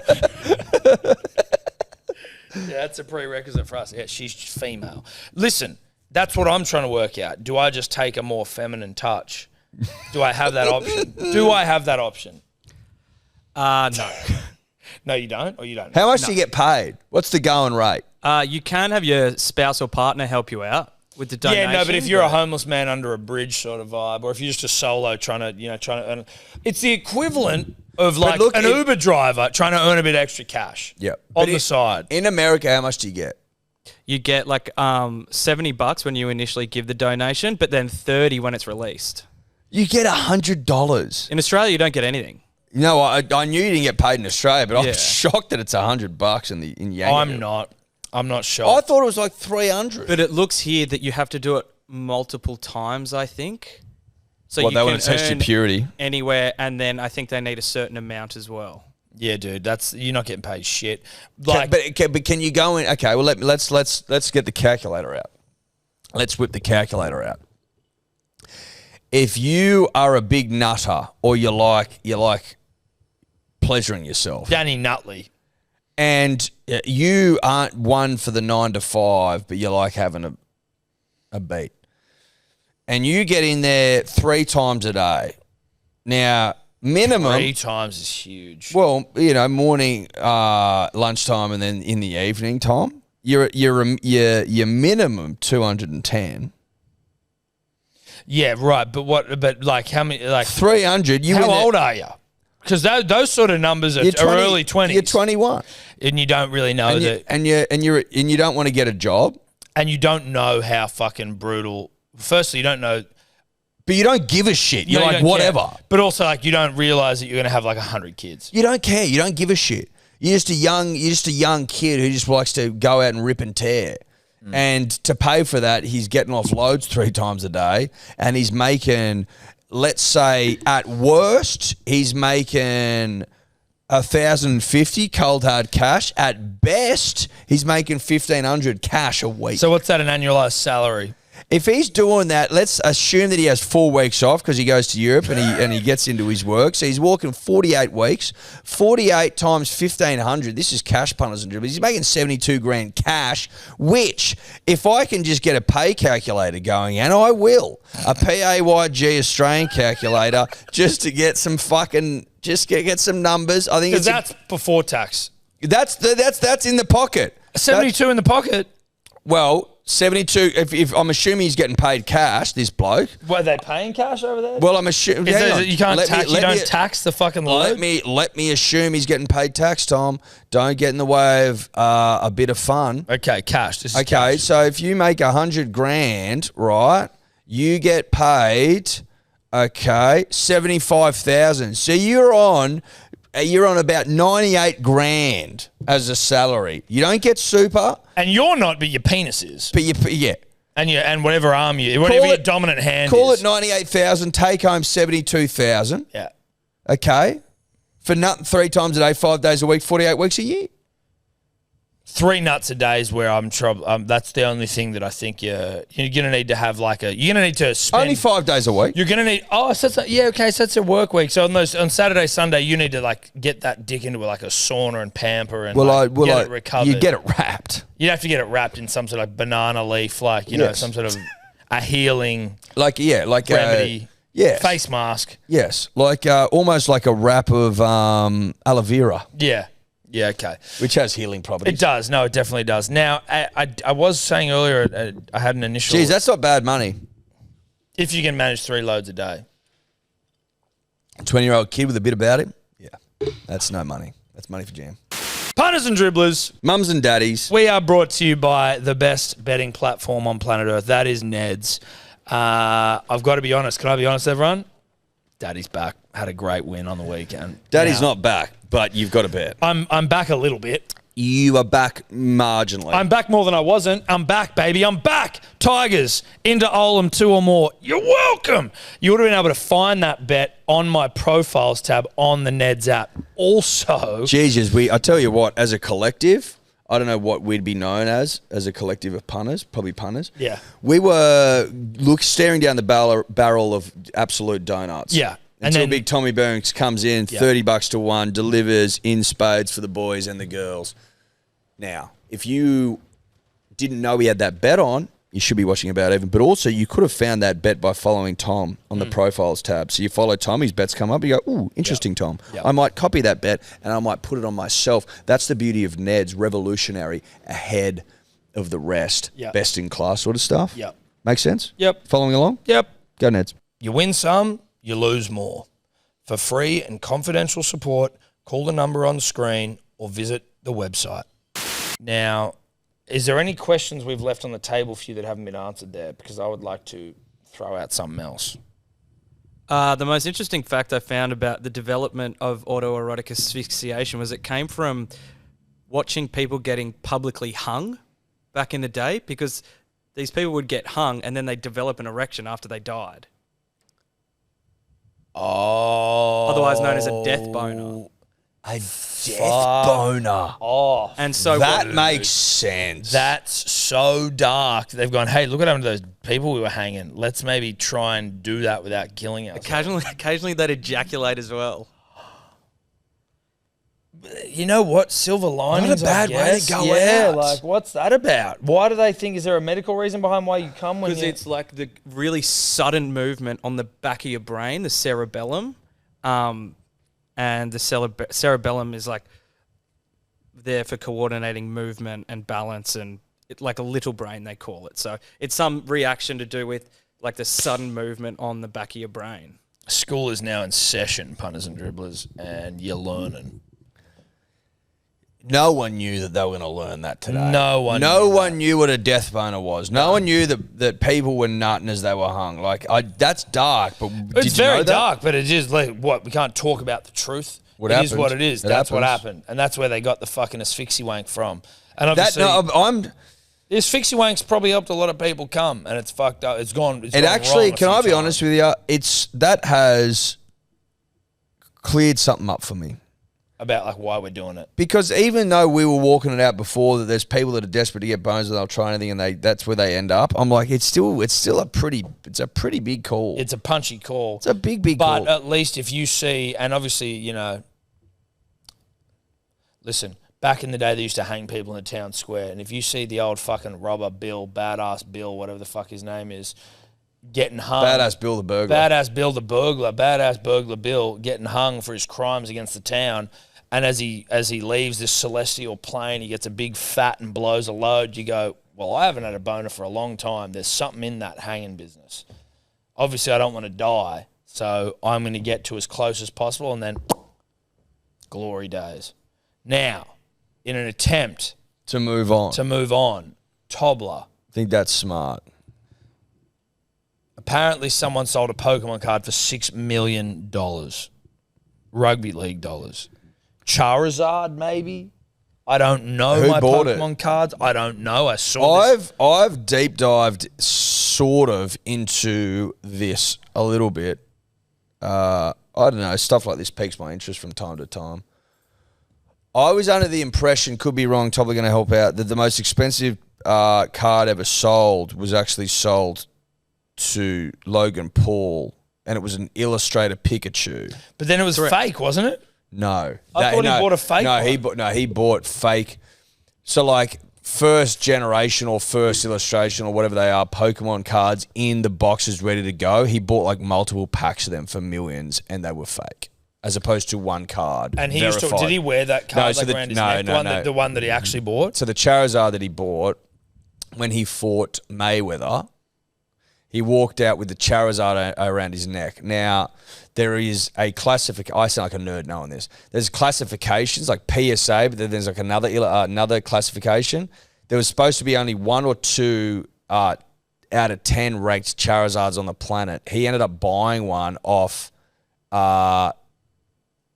Gary V, getting it taking it out of its packaging and getting it reclassified, and it got classified at that top ranking, even though it wasn't when Gary V owned it. He got it re-looked at, got it reclassified, and that's the one he wore around his neck. How do you get it reclassified? He took it out of the packaging and been like classified without. How's that work? Because he was like, they got this wrong. So he just was like, they got this wrong. That's what his opinion. And they looking agreed. at the card, and they agreed. And so it became like instantly more valuable. Instantly more valuable. Fuckloads more valuable. Making it a pristine 10. Yes. Pristine 10. Worth about $1 million. Codes, can you check if we get a couple of pristine 10s over there on the on that hat rack? Some pristine Just 10s go over check there. some pristine 10s over there, mate. Just look on the hat rack, dude. We're getting the hat rack for some Look on the pristine hat 10s. rack for some pristine 10s, bro. He's walking over, fresh haircut, mouth full of chewy, head full of fucking... So a couple of pristine 10s over there? No. Look at it hanging, dude. Look at some... No. Still doesn't got it. You're right though, Eddie. So an Illustrator Pikachu has just appeared on eBay for $4 million US, so about 6 million Australian. Well, who bought the $6 million card? I don't think anyone's bought it yet. Jesus. It's just appeared on eBay. For 6 But million. it's one of 4, Hold on a second. one of 40 cards. What do you reckon, bro? PSAs. What do you reckon, bro? Pristine 10s. So that Pokemon card, Tobler, was just listed at $6 million. Was that it? Yeah, the most expensive one ever bought was by Logan Paul, which was a similar card for 5.3 mil US back in 2022, and he wore it out at like WrestleMania and stuff. Pikachu Illustrator was given to people that won a competition, like a one-off card. They won some Pokemon comp, some illustration comp. They were given these cards. I just wish I got into it, and I don't really wish, but like it just never It never fucking flicked my You prostate. did you not buy them when you were young? No. When you were a kid, you didn't buy them? Never. Really? I never had one. Did you get... Never had the Game Boy games. Never. What had about... did you have a Digimon? Nah. What All the dudes, all Really? all the What bros. about Tarzos? Tarzos, I got into. Yeah, Tarzos, yeah. All the bros had fucking Digimon. You didn't have a Digimon? I'm surprised you Nah. had a Digimon. I don't know why I didn't either. Like, it was one of those ones where it's like... Everyone had Digimon. Everyone fucking had them. And they used to be able to, like, not jailbreak them, but I tell you what, you could cheat the evolution Tell you what of them. Digimon were. They were these little, like, they were like... Have you ever heard of Digimon? They were like this big, right? And they had a little screen, like 2 buttons maybe, and you had to like rear them. So you had to clean their shits off the screen, you had to feed them, and you had to train them. And then you could plug them in when they got to a certain age, you'd plug them in and To another Digimon against your mate, and you'd battle. And if you won, you got bigger and bigger, and you ended up turning into the sickest cunt ever. I only got to sick cunt mode once.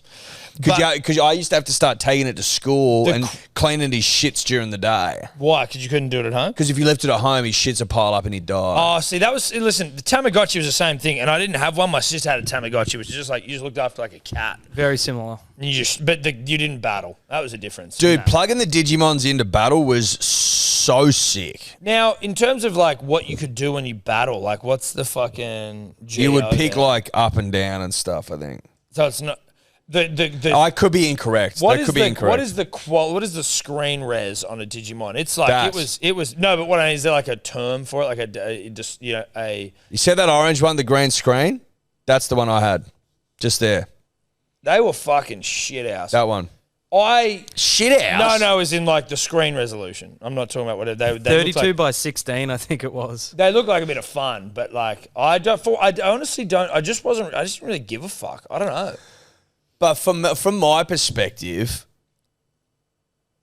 being able to plug these things in and battle your mate at school was revolutionary. I'm trying to like work out in my mind because like I got into fucking tech decks. I got into that. There was even the BMX version of tech decks for a little bit that were a bit of fun. Like I got into shit. Tarzos, Crazy Bones. You ever have Crazy Bones? Of course. Yeah. But like for some reason, I didn't fucking get into... But did people have them? Yeah, like all of them had it. Why did Sebo you- had it. That's why- what I don't understand where it was like I just didn't care about being a part of the Were you not allowed zeitgeist there. No, I was definitely not that. Like that wasn't like a Wasn't like it. What's the chocolate you had to eat? carob. Was it a No, carob it thing? wasn't a carob situation. Dude, I'm in a carob. Will, did you have one? No, I never did. Never got into Pokemon either or any of that kind of stuff. we just Dude, didn't get into it, though. skipped it. I don't know Yu-Gi-Oh. why. It wasn't a thing of not being allowed. But you Mum didn't have a was- 64 either. Yeah, we did. Oh, you did? Oh, fuck yeah. Mum said we couldn't have Goldeneye, and Dad was like, it's one of the great moves Dad ever did. Mum was like, you can't have Goldeneye, and it was the biggest game in the world. And Mum went away for some reason one weekend, and Dad was like, boy, don't tell Mum. And then do you remember those boxes the 64 games came in? They were do I remember? Can you just get That's a photo my up on life, screen? cunt. And the Goldeneye box, dude, it was so sick. And it was like, Dad also, and no knock on Dad, although you could argue it is a knock on Dad, shout out to him, but like, Dad never was the present giver. You know what I mean? Like, and I think this is mums generally, right? Present Look time. at that. Look at that. Mums get the presents. Look at that. Dad never got That's us what it's all anything, about. dude. And Dad got us Goldeneye when Mum was away, and it was like, fuck yes. This is the best day ever. Sat there and played the fuck out of it. And then I think it was almost like when Mum got back, it was like, yeah, tough titties, Mum. We've already got it. And we love it. Eddie, I want to play Goldeneye.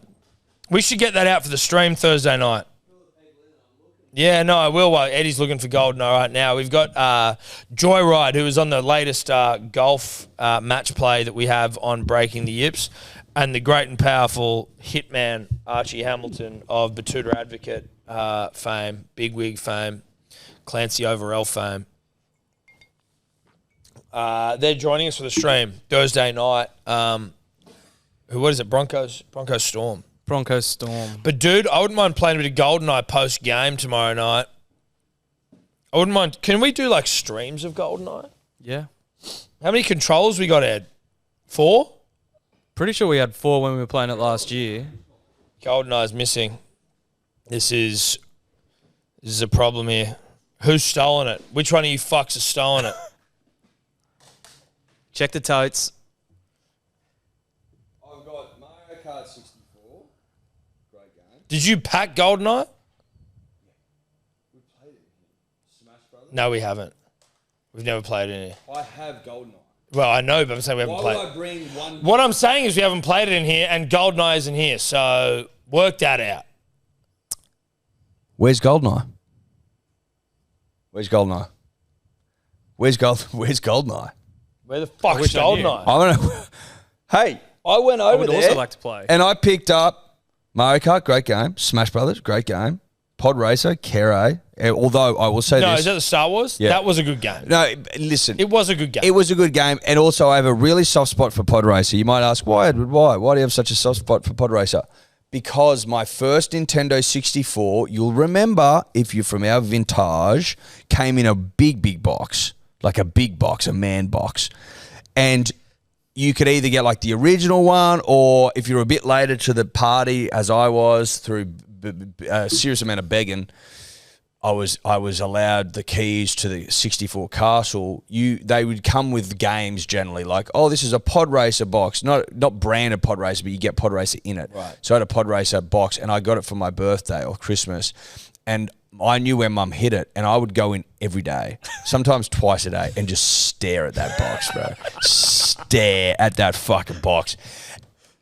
I can't tell you how pumped the box made me. No, I know. I get Just the box, mate. So Pod Racer, which is what I set up for like months. Pod Racer was a good game, though. It was a good game. It was a good game. But it's not a good multiplayer game. It was I don't okay. It was okay. It was all right. Like, it was, again, it's not a game that'll stand the test of time. It's not a game that people will talk about. But it was a good game. There's another one, we were talking this other day, 1080 snowboarding. Now, that was a game. Now, if that I find game would suck you from the back. if I find out there's been mutiny What, someone's in stolen the ranks, fucking... and I'll have a proper look, because there's a lot of weird shit in that cupboard, surprise, surprise. I'll have a proper look. I'll have a woman's look. And that's with all due respect to women. Well, that Like, is I'm respect. pumping you up. You can find shit men can't. It's I'm going to not have a knocking woman's us. look, and I'm going to find it. And if I can't, then there's been mutiny, because Yeah. we had it. Then there's going to be some potential hangings afoot, hanging erections. Well, everyone here will be chipping in to buy us a new one. Can you check what a new Goldeneye? Don't you probably took it, Tobler? Don't be No like, what? way. Yeah, you're gonna have to race. What's a new Goldeneye going to You have cost to a couple race of home young and fucking get it podcasters? from your N64 because you stole it without telling us. Also, can we? How much is it going to cost a couple of young podcasters with hair that won't quit to buy some Rumble packs? Also, next question. There's a couple here. I hope you're taking notes. What's it going to cost a couple of young podcasters with phenomenal hair to buy some VR goggles where you play like sport and boxing and shit? But that wasn't 64. No, that's like literally in the last like 3 years. I just want one. I saw that Instagram page. The guy plays cricket. You look a bit dorky, don't you? I don't give a fuck about that. You look like a big poon, but it looks like fun. About You don't 900 not bucks. do How things much? because you're worried about 900? For the VR, for the PlayStation VR 2. No, where you can play I ask about Rumble packs, bruh. Rumble packs, packs are about 80 GoldenEye. bucks. $80. GoldenEye's anywhere between like 40 and 80 on eBay. Do we need? Can we plug this thing into the? Have we got a HDMI converter over here? Yeah, it converts it into the TV. So We've done it before. yeah, we have done it before. Yeah, I pumped Mario everyone. Played a few Kart. times last Mario pumped Kart. everyone. We did not do GoldenEye. No, we didn't. We never did GoldenEye. But I definitely had Goldeneye. I don't know if you... Well, listen, you might have, but it's never been Let me played. get. I'll get on the blower to Mum on the way home and be like, "Is Goldeneye at home?" Because it seems weird that you didn't send it. That would be weird. That'd be weird. And I don't want you to fucking fight with Mum either, but that would be weird if you... Don't you reckon that'd be weird if I was like, "Oh, Mum, send up the 64 with all the games," and she didn't send up? Maybe Chili... Is there a chance Chili Boy's fucking playing He GoldenEye doesn't play overnight? Goldeneye. He's not a Goldeneye guy. Is it? What was your console of- growing up? PlayStation 2, I reckon. Wow. I 2 will was say the first one I ever PS2 got. I will the say shit, this. dude. I will say this. In the nostalgia stakes nostalgia, 64 comes home and wins big every day of the week. But I've if got- you're talking GOAT console all time GOAT console undefeated without loss, it's the PS2. Yeah. Oh, it The was PS2 so much fun. fucked the house down. Yeah, it did. GTA 3, Vice City, and San Andreas. That is fucked up. among other things. But that like the PS2. No, but like that and that alone. The PS2 was the truth. Tony Hawk Pro Skater 1 and 2, I'm pretty sure. No, that was PS2, PS1. Well, whichever the best Tony Hawk was on PS2. That's for damn sure. Tony Hawk 4 was on PS2. No, but Tony so Hawk was, 1 and 2 were on. Oh, was Tony Hawk 2? Nah, dude. Tony Hawk's Underground 2 was PlayStation 2. Okay, so PS2. That's it. It's the second one. Well, what the fuck was the... That's the second one. That's the what second you're one? talking about. Yeah, the second one was the shit, dude. Whatever the fuck was Underground on PS2. 2. No, Pro Skater. Pro Skater. Wasn't that's Pro right. Skater PS1? Tony Hawk's Pro Skater 2 or 1? 2. It was 2. Because we used to have it, didn't we? Pro Skater Bonnie's 2 was on boyfriend. PS1. Bonnie's boyfriend had it at the house. That was always... It was I like, could be wrong. My memory may be slipping away. Shout I don't know why out to my sister's boyfriend at the time, Henry, who was 18 and he felt like a 45-year-old to me. Do you ever play Splinter Cell? No. Not a Splinter Cell guy? You know what that reminds me of? That TV show that Jessica Alba was like the lead of. Tell you what was fun. PS1. Come with me. PS1. Time Crisis. Red Alert, PS1 was good. Time Crisis. The Gun. Oh, fuck yeah, dude. Had the button on the side. Like, I missed the Time Crisis in here. We still have it, but it is obviously dormant. No, so Steph's been walking in on me playing fucking Tiger Woods of a night, right? Like, if we go to bed and she's like either going to sleep or she doesn't really care, like she's like, fucking around. I'm like, well, listen, I'm not ready for bed, but I am in the mood for like winning fucking tournaments. yeah. Chips. So I'll nip off to the living room and I'll sit down there and I'll fucking... Put your headphones on? No, I like it to... I can Bluetooth to the TV, but I also like to have... No, but did you end up getting the headphones? No, I didn't get Oh, those you didn't get the headphones? No, Oh, right. I got another controller. That's right. But... Have you used that yet? Yeah, mate, I do actually. I use them both because like Streety was over the other night and we played them. Oh, no. So like, no, it is getting used. Okay, good. I just want to make sure. No, because you thought I wouldn't. And Jarch actually was like, nah, you're wrong. You will use it. So Well, he'd know. Well, that's what I mean. But she could not be less sexually attracted to me while I am playing these games, which I don't care. I don't care, right? Who gives a shit? Hey, don't care. Hey, you weren't sexually turned on by that fucking up and down I just did. That's fine. But also, what that's on you, dude. But what you think you watching the Kardashians. the Kardashians or Housewives of Beverly Hills gets my penis going? Yeah, that doesn't excite me either. I tell you what gets me excited, that up and down. Yeah. Did you see the that up and birdie down? after I fucking hit it into the rough off the tee and then into a bunker, I still managed to get up and down for a bird. Yeah. That gets me hard, You see that? sweetheart. You see that troll just killed it. Didn't you see Impressed? that? Oh, With a wand. Oh, did you Yeah. see that? As Alexander Volkanovski, I got something to a rear naked choke. Did you see that I grinded that rail for like fucking 3 minutes? What was that? Or like the combo I just did on a quarter pipe? Sorry, But not sorry. but not sorry. But Think about this. So you go, and then I want to say listen, I don't even know what I was going to say. something. Just to bow the PS2 for a moment, which is almost impossible to do. Sounds rude. The PS4 didn't get a GTA game. Wasn't that PS3? Wrecked. Are you sure? Cody Totes just wrecked Eddie into the... Oh, No, fuck. I Now wanna- I don't know. Cody Totes says that Eddie's wrong. And then when pressed... You're right? Definitely? So the When did it come PS4... out? PS4 No, got because I know it's on GTA PS4. 5 was originally released for Xbox 360 and PlayStation 3. Didn't say that. Afterwards, Didn't say that. back in Wow. 2013. Wow. Didn't say that. Wow. Someone get a wide shot on this kid right now. Damn. Someone find this Wow. kid. Someone find this kid. Someone tapped in. Fucking hell. Cody Totes. Cody Totes. Huge from you, Totes. Back in your toe. Swing at the Cody king, bro. Totes. Back in your dude. toe. Swing at the Cunt. king. Fuck the kid. You want to come for the king, bro? We need to have a Totes cam on there just when he gets buried. What didn't something happen recently? He got buried. I think Totes has been buried a couple of times where it's like the naivete of youth. Yeah. Like young, cute, handsome. Listen, mate. They Red Dead 2. That was And on they go, PS4. but the confidence, he just goes, nah, wrong. He goes, no, you're actually wrong.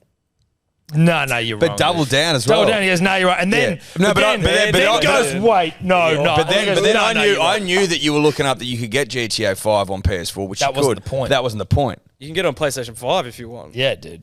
It wasn't made for PS4. Can you it was get made for Vice PS4. City on PS5? Yes, you can. No, you can get on PS4. I got it for PS4. What Played it. PlayStation do we have? 5. But you could get it for PS4. I bought it. They fucked with the graph. They remastered it and made it really weird, but it was still. I thought it was fun. I still They've thought it was fun. Look at him sinking remastered into it. his chair, dude. He's almost sunk into his shoes.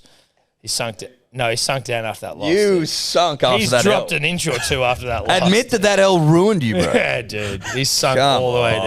down. Kid's sunk down. Come on. You can get Vice City on PlayStation. He sunk all the 5. way into his sore corny shoes or You whatever. can get Vice City on PS5. Yeah, you can buy like a trilogy. So that's on PS5 as well. Yeah. You know how when we got our PS5s, I was really off getting fucking buying it online?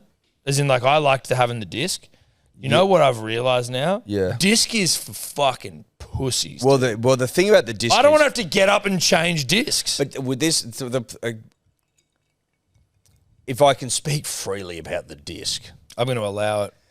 the disc, in my opinion, is very misleading because the disc holds what? X amount of space. You've got to go home and download the whole fucking game again before you can play. It's a It's the waste same of thing. time. Yeah, it's the same thing. It's a waste of time. You may as well just do the same thing, right? It's just a- buy it online. I like owning it. I know that Jarch likes stacking them up and like. Yeah, but he stacks like hats. You know Well, what I mean? you Like, go into his man cave. There's 70 hats up there. it's the most, and he has like, and again, this has now gone off to Jarch, but while we're here, Jarch has like a little man cave, and he has a point in his room that is just hats stacked everywhere. Like he's a 4-year-old that's like no, but collecting shit. they're not stacked. They're laying on They're laying the ground. all next to each other, All, like, there's lined up. What would you say is a percentage of floor space taken up by hats? Would you say Like probably 20%. yeah, 20% of the floor space by hats? I don't care that you own that many hats, but it's actually the process of putting them next to each other. I would say this. I would say they're probably 6 deep and 30 wide. Yeah, and then What? And then he's got 180 like lights that he's put up and everything. He's got That his seems hats like on. a lot. I would let me rephrase it. Not 20 30 and 5. wide. 20 and 5, 100 hats. There'd be 100 Holy hats. shit. There'd be 100 hats. 20 there. to 15 wide. But then, like, he's trying to make, like, all of the visuals in his room, like, really, like, symmetrical, I guess. So if you're sitting on his bean bags that he also has as a 35-year-old male that are facing his Two of TV, 2 bean bags. That he filled up himself. He bought the beanbags and had to go buy the beans. So cute. That's such a messy process. But then he's as got well. the TV, and then he's got, like, a fridge full of fucking drinks that he doesn't drink, and, like, all this He's other got shit. primes in Prime, there. yeah. Like real kid shit. But he has... No, I swear to God. He goes, they Prime. sent him to me. I'm like, sure He they has do. I bet they don't. He has a full-on, like, huge hunting knife in a leather sheath that is lent up against the TV cabinet in the dead center of the TV for no reason at all. It's just, like, in the middle of the room, but it's like, that's like... He's also got like a Zelda neon sign. He's one of the great humans, one of the great fucking dribblers of all time. When I went up into that room, which I respect, it's a nice getaway. It's a great He's getaway. got his aircon on there. It's I like it. I love the room, But it's like you walk in, you're like, oh, this is an 8-year-old's room. this is an 8-year-old's room with a big knife. With all due respect, because I enjoy going there. No, and I like it. I like being a kid sometimes too. But that's what it is. And the empty glass gun that was full of whiskey. Oh, that was a gift from That he his got for his Christmas? fiancée. Yeah. and he's got a blow up bed. But given that was his present for Christmas, That speaks volumes. yeah, she knows who she's dealing with. Yes. Now, A what were we child. talking about before I got this sidetracked? I don't know. Oh, Discs, Cody got buried. PS5s. Cody got buried. No, Really Josh bad stacks buried. discs. Cody got buried. That was it. Cody's Cody got sinking into the. smashed. Cody What now, a shocker! I feel like you've never played the game. No, yeah, that's. Oh, do you? You still do, or do you not? You don't. Yeah, you don't anymore. Yeah, right. So you didn't get it when it came out. The fact he knew about Digimon, is there anything more Erskineville than knowing about Digimon when they weren't alive? I reckon Like- they still battle them and drink growlers. Like, Digimons weren't even a thing like 10 years before. Like, Digimons died out 10 years before he was even born. I had my And he's Digimon. like, yeah, I know had my Digimon in year 6, which was 2002. Were you born in 2002? Barely. It was 99, so he was 3. Yeah, right. I had one when I was like 4 or 5. I think my first Digimon. way. No, yeah, you but didn't. Digimon Around Lie. It was grey and Oh, sea. yeah. Yeah. You had a Digimon at Digimon when you were 4. You couldn't even fucking do anything with a Digimon at 4. What do? You probably stick that in your ass. 4-year-olds, they're not wouldn't fucking fit. They're not capable. You would have found a way. Yeah. Lies. Yeah, lies. Everyone's fellas. lying to us today. We are getting lied We're to. getting lied to. Someone's stolen Goldeneye. That'd go for a great deal of money at the growler markets. Fucking oath it would, dude. At an Erskineville markets on a Saturday. Yeah, imagine we go down there. Imagine we stumbled into Erskineville last weekend. Totes down there with a fucking pop-up table, and inside of a Shortees tote bag is Goldeneye. Yeah, and other PlayStation games. And As played by Hello Sport. yeah, and like some of the merch from the car park. Yeah. Well, I haven't gone through those bins. They could be empty. They could be empty. Would it shock you if they're empty? Well, you Cody start- Totes rolls into town. Is it you been parking in the service park as well? Do you drive an Echo Silver? Yeah. Yeah. No, it's not me parking the service park that couldn't be more clearly labelled as service park. Did you park in the service park like I saw you the other day? And I said to myself, that's Cody Totes' car. Well, hold on. Forester? I said a silver Echo, and you just said yes. Okay, now this kid's listen. Okay, listen. right. What's going to happen? You've got a Forester. What's going to happen after this podcast is a performance review. Okay, if it was a Forester, unlike an Echo, which you agreed Two to different earlier, cars. then no, it wasn't. Yeah, no. Was it an Echo? Yes, it was. But I also don't drive that. I drive a Volvo. Cody Totes in a world of hurt. I said, Andy got shushed, dude. Guru shushed him. What do you mean he shushed So him? we were talking before about even, and he goes, we're talking, I think we were kicking around bets, and then he goes, it's Roger Tuivasa-Sheck's 200th game as well, just so in case anyone knows, and Guru just turns around and just goes, shh. Just like shushed him. Why? I don't really know, but I think it was more because it was like milestone games don't matter. Like, shut the fuck up. But the kid got shushed within an inch of his life. Oh, bad day to be a tote bag. I actually forgot, dude. I made a mental note and then I completely forgot.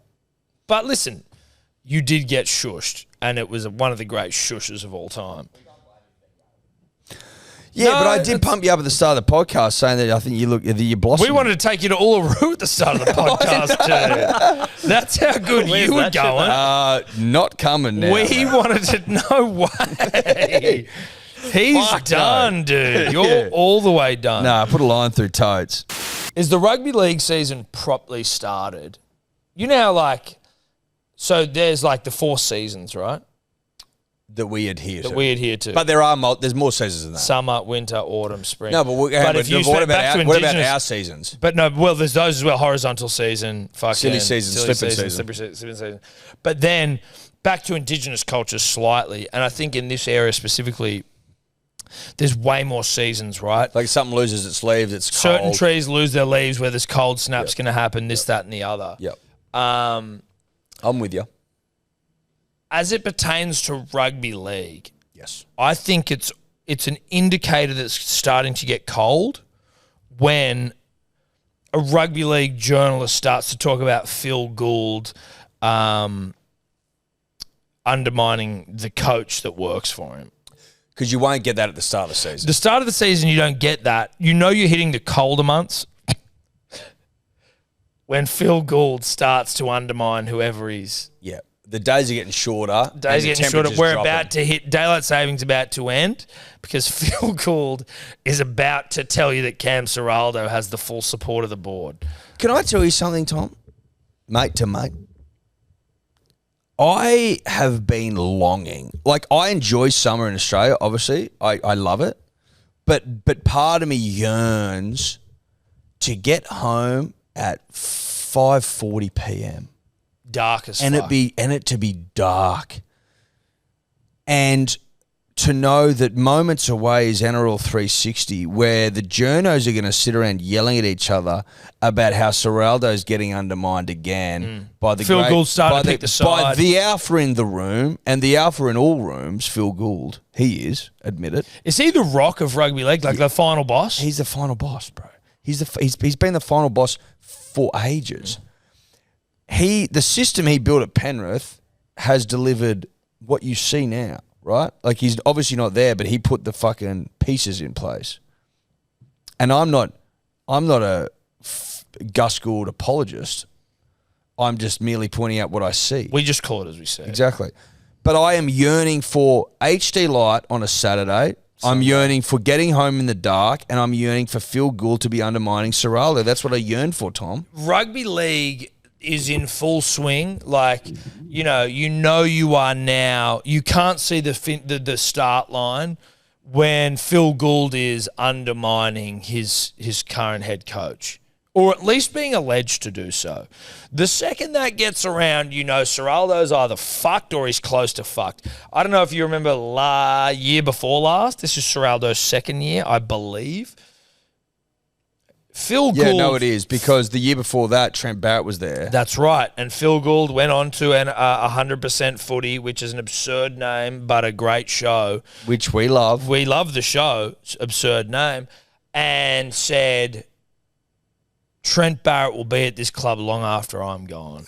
He did say that. He said that. He did say he that. He barreled the fucking camera and said it. He was gone a month later. Literally. He was gone a month later, never to be seen again in the head coaching ranks. If he head coaches another rugby league side, I'll fucking eat my own ass. I'll eat your ass. Well, okay, there you go. See, now that's a mistake that you made, because physiologically I can't eat my own ass, whereas you eat my own ass can be arranged. If you got on the blower to Maryland? Yeah, but dude, I reckon I'd need to be ribless to eat my own ass. Is there any more techie over there? Not that I want any. Yeah. Manson. Yeah. Who did I say? And you said I need to be ribless. I'm like, well, that's why you're on the blower. Yes, no, I know, but Marilyn removed one. I thought it was two. No, it was one rib. And again, allegedly. Well, the rumor I got told was two. That's the Chinese whispers, which isn't meant to don't shit down me throat Masood style for using that term. I think that's fine. But it was Chinese whispers where like the story changed. He actually got none removed. He got one removed. He probably didn't remove any ribs. He didn't remove it. No, he didn't do anything. But yeah, apparently Phil Gould. Is there any more to that, Tobler, that you may have found? Yeah, so Paul Kent wrote an article yesterday, and apparently... Good. Paul Kent cleared by the courts, right? Correct. We all acknowledge that. And I, for one, defend the courts of this land. Listen, if you cleared, you cleared. I like that Paul Kent's back. Well, because he didn't do anything wrong. Well, no. I'm not talking about that. I'm talking about he adds a flavour, a dynamic to the rugby league conversation. An aggressive dynamic. Yes, that I like. Yeah, you need it. I get it. I get why you don't like it. I get why you find it fucking grating and annoying. Some people do. I don't. No, but I mean, I'm saying I'm speaking to the people behind the camera, through the camera. The thing is, though, punters and dribblers, what you got to realise is that life is about feeling things. Now, if you just had Braith and Nastas all your life, and let this be known, I fucking love Braith and Astor, and I would throw rose petals before his feet wherever he walked if I could. But I can't, because I've got to work. I've got to sit here and yarn for you, but I do it for Braith because I love Braith and he's great. But there's something about the beauty of life is having the dichotomy maybe of someone like Braith, whose feet I would kiss and toes I would suck and petals I would throw at the toes of. And someone like Kenty, who makes me feel annoyed and frustrated and like, you're a fucking, what are you talking about? Or any of those other journos in NRL 360 who piss you off. You need that shit. That's what rugby league's about. It's the fucking fire and the brimstone. It's the good and the bad. The yin and the yang. Fire and brimstone may be the same thing. It's balance. For example, we only know Braith and Astor's hot and fuckable because the world's full of ugly people. That's right. You know? You only understand sun because you've experienced rain. You only know summer because you've experienced winter. You only understand spring because you've seen leaves fall from trees in a cold, harsh winter or autumn.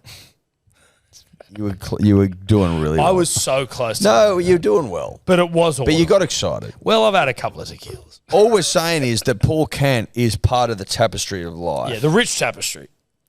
And without him, we're poorer for it. And listen, like, I get that, like, getting around day to day and being fucking that angry would be a hard sell, but you don't have to be that angry. You don't have to be that grumpy. You just need to be along for the ride. You just need to be along for the rugby league ride. Sit there, grip it, hold on to his ears and just fucking ride him. Grip it and rip it. Grip it and rip it, as the great John Daly said, who could grip it, who could rip it, who did win 2 majors from absolutely fucking nowhere, the first in particular as like the 8th alternate. Okay? Okay. Right? Are we making sense? Are you getting it yet? I don't know if they are. And that's why we're in charge. Because we get it and they don't. Yeah, you don't. We're leading you. Hold our hand. Hold our pocket. You know, Wait, hold our pocket. Pocket's out. Hey, I'm your teabag. No, they're our teabag. Teabag holds the pocket. No, teabag gave the pocket out. Did Teabag give the pocket out? Teabag gave the pocket out. Teabag was the man in the yard. Wow, dude. Shout out to Teabag, Prison Break, season one. I I've didn't care about the clearly. others.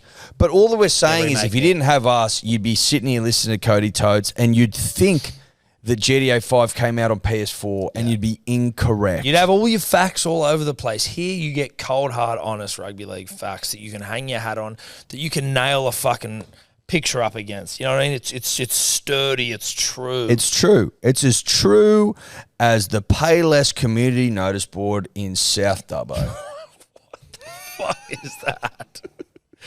What is the Payless community notice board in Dubbo? And Payless? Yeah, why is that true? Payless? Well, because it's a community notice board that just never told lies. Why not, dude?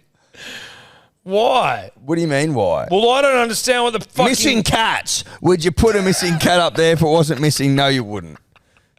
I'm Is fucking... Payless the sponsor of this community notice board?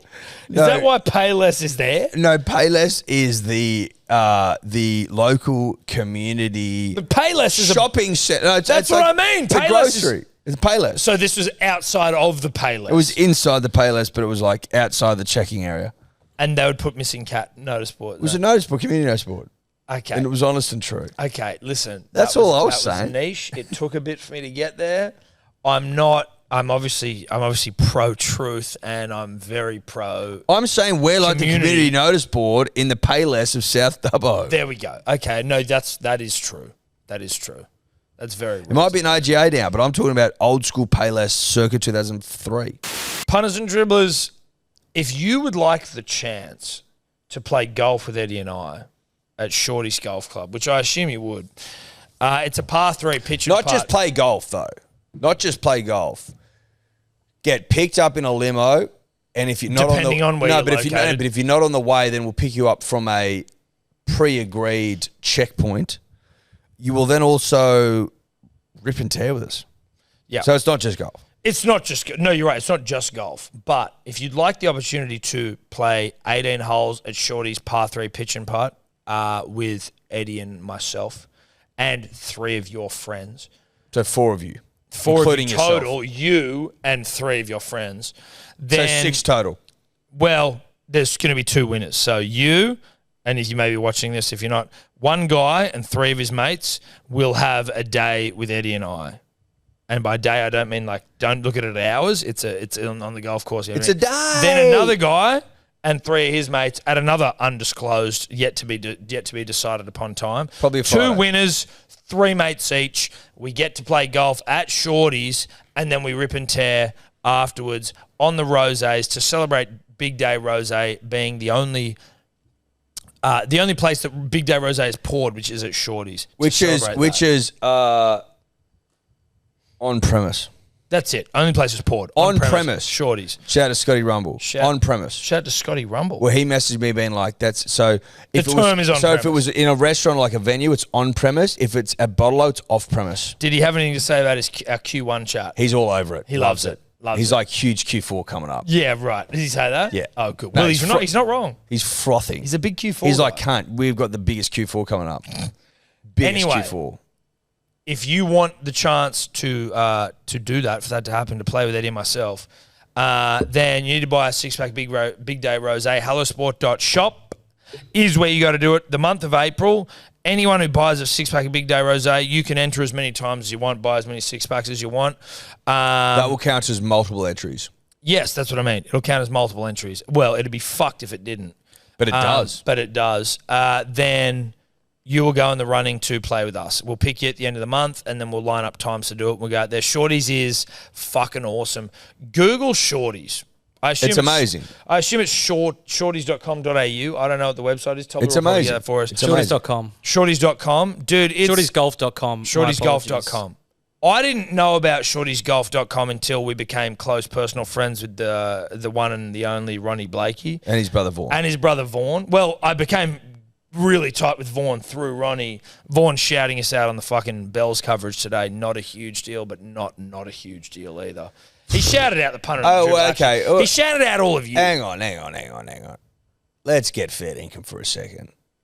Ronnie Blakey, one of the greats all time. Also, incredible head of hair. One of the great heads of hair all time and insanely fuckable. Let's get that out of the way.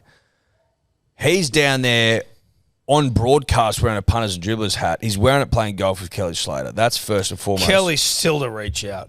Vaughan on finals day at Bells, the longest running event in professional surf history. I think 64 events straight, if my math's correct. 64, 62, something like that. A legacy event, Tom. The home of Australian surfing, Torquay, just around the corner, okay? On finals day, no less. Vaughan Blakey dropping one of the coldest punters and dribblers all time. Yeah. That's what it's all about, motherfuckers. Yep. And those two cunts involved with Shorties, that's why they're involved in this raid.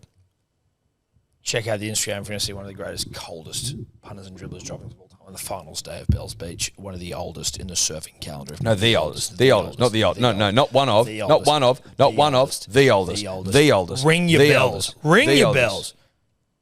So, you want to go on the running, play golf with us at Shorties. It's the shit, dude. It is such a fucking fun course. Shorties golf course, Shorties course, Shorties golf course. What's the website? Shortiesgolf.com. Shortiesgolf.com. If you just want to get a vibe of what they are, you'll find Shorties on Instagram. T-double-E-S. Yeah, like T. Shortees. Shortees. Like But a golf tee. go to hellosport.shop, get yourself a 6-pack of Big Day Rosé. You're in the running. It's going to be a fucking hoot. It's going to be a rugby league hoot. Shout out to Shorties. There you go. Let's dribble. G'day, boys. Sandbox Dribbler here. Just wanted to call up. I was listening to the latest episode and noticed you were talking about our boy Benji Marshall getting out for a round of golf on Monday morning before the famous win. Now, boys, I actually also heard during the live broadcast, not sure if it was our boy Dan Ganane or not, but he actually won the comp on Monday morning. So not only did he win the comp, Look that up. he also rocked up and won the unwinnable game. So I reckon could be a guy you should be getting on a break in the Utes episode. I'm not the ideas guy, but sometimes they come to me, so I thought I'd share that one with you. Listen, I'd love Benji. Have a ripping day. See ya. I'd love Benji on a Yips. I'd love Benji on an All Talk. Now, as it seems to have eventuated, we have some people inside the Tigers we didn't realise we had. But we didn't talk about this, but Benji game day Monday was out playing golf. You want to talk about not a 24-hour golfer, 24-hour coach? He was actually out just fucking playing golf on Monday before the game. And ripping. I don't know if he won. That seems like... I can't seem to verify it. I'd be shocked if he won. But the 24-hour fucking coach sort of, losers have quietened down. Of course they have. Because they've won 2 straight and they're ripping. Big old Dean Ritchie's moved on to another thing now. Yeah, exactly. Yeah, he's moved on to race baiting. I think it was even Denon Camp who said this. It was, if you're just playing good rugby league football, then no one gives a shit. No one gives a shit. You know, no one will come for you if you're playing great footy. You know, like in The Last of Us, Yes. how do you stop the zombies looking for you? Was there something you would do? Or was it like they'd always be able to find you if you were around? Or if you were like quiet, or it was like if you didn't move, they wouldn't come for you? Something like that? It was the underground system of vines. Yeah, so you couldn't like, you couldn't like Don't make touch the vines, because if you touch the vines, then the information signals were sent. So was sent. Like, so it was like mushroom tentacles. Yeah, but it became blind after a period of time. So there was like stages that they went through, and you could evade them through silence. So I think if you look at like some certain rugby league journos who are like the zombies in The Last of Us, who are just trying to, you know, whip up a frenzy where there isn't one, then like you need to find ways to just like, rightly or wrongly, you're living in a world with a zombie mushroom that's getting around. So you need to find a way to just like not do it. Yeah, and the way to do that in a rugby league context is to win play games. great football. Win rugby league games. And then Get 2 points. that zombie will move to another thing that is trying to whip up another frenzy. If you go out there and you secure 2 points and you continue to do so and you accumulate enough points to make finals footy, no one says jack shit. That's right. And that zombie that is trying to fuck you will it'll Move move on to something else. Like the Titans. And yeah. Tom, Eddie, Tobler, the fucking tote bag himself, punters, and dribblers. Bit disappointed lately. A lot of footy talk, a lot of talk about the nation's favourite son, Tim Zoo, but not a lot of talk about the biggest event in sports entertainment history coming up this weekend, and that is punters and dribblers. It's WrestleMania 40. We were talking about this yesterday. Some of you might be aware, some of you might not. The King Magoo himself, Dwayne The Rock Johnson, is back. He's teaming up with your tribal chief, Roman Reigns, and they're going up against Cody Rhodes and Seth Rollins. Now, Tom and Eddie, I know you're avid WWE fans, so I imagine you'll be watching live on Fox 8. Foxtel forever, free to air never. I just want to jump in here if you don't mind. I was not and have not been a WrestleMania guy, a wrestling guy, a WWE guy, a SmackDown guy. I haven't been that guy. I haven't. But I will not tell a lie. When Tom dropped me home yesterday and we started talking straight up wrestle, and he's talking about The Rock turning the heel, and he's in there with the bloodline, and he's in there with the tribal chief Roman Reigns, and they're coming up against fucking Cody and shit. Like, he's got blonde hair. I don't know who his mate is. Seth freaking Rollins. But Magoo as fuck. Yeah, dude. That's Magoo. I'm sitting there, and who's the mouthpiece for Roman Reigns? Oh, yeah, Paul Heyman. Paul Heyman. I won't tell a lie. I was getting pretty turned on. Yeah. Dude, so what's happened, and I'm gonna do my best here because I'm into it, but I'm getting back into it. You were like you knew enough yesterday. No, I will always know enough. I'll always know enough. Like, I'll always know enough about a lot of things, though, right? Like, as in, even like you'll say to me sometimes, you'll be like, I fucking am shocked at like something I'll know about AFL. I like to know enough. I know I've liked wrestling and I've been in and out, but wrestling in the Attitude Era when I was growing up, I grew up in the golden age of wrestling when it was the best fucking thing ever. It was violent. It was before there were rules. No one gave a fuck about anything. You was doing crazy shit. Like, it was great. Attitude Era. The Attitude Era. It became very Magoo and very lame. In my opinion, anyway. Your John Cena's the world, no disrespect. Your CM Punk's of the world, no disrespect.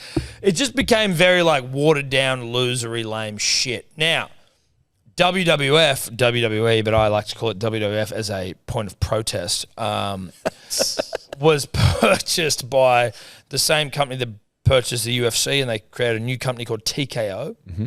That's right. Cool name. I'm pretty sure, Tobler looked this up, The Rock is a part owner of that. So when that happened, that deal, The Rock now has a financial incentive to return to the WWE. Well, probably not an incentive. He's probably contractually obliged. Whatever, but similar. Well, it's still a financial incentive. You want to become this, you're going to pay her, you're going to do it. Yeah. He's appointed to the board of directors of TKO. Right. But does he have an equity share? I will find it. So, and even if he does, like he's got a vested interest to some degree. Now, The Rock as a human being walking the earth day to day, sharing things on his Instagram is a magoo, and that is without dispute. The world knows it. We all Ripped know his it. gates off when he could have just walked through Says the he gate. ripped his gates off when he could have walked through a side gate or just climbed over his gates. Also, probably doesn't possess the fucking strength required to rip his gates off, but it's also probably an indication of steroid rage, which he doesn't want to talk about or acknowledge that he does. Not a big deal. We might need to re-release that clip, though, because it was funny. He's returned, dude. And The Rock as a bad guy is actually... The Rock in wrestling and The Rock as a bad guy is fucking good times. And so he's come back since he's returned to wrestling. And there's this whole storyline going on, which is kind of hard to get into, but he is actually a descendant of like a great wrestling dynasty. His dad was a wrestler, his granddad was a wrestler. Well, I didn't realise as well that Roman Reigns and him Is are his cousin. related. Yeah, they're legit related, right?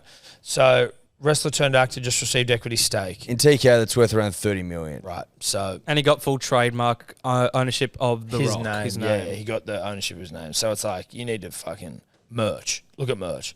Think merch. Yep. So, The Rock now owns The Rock and all that bullshit.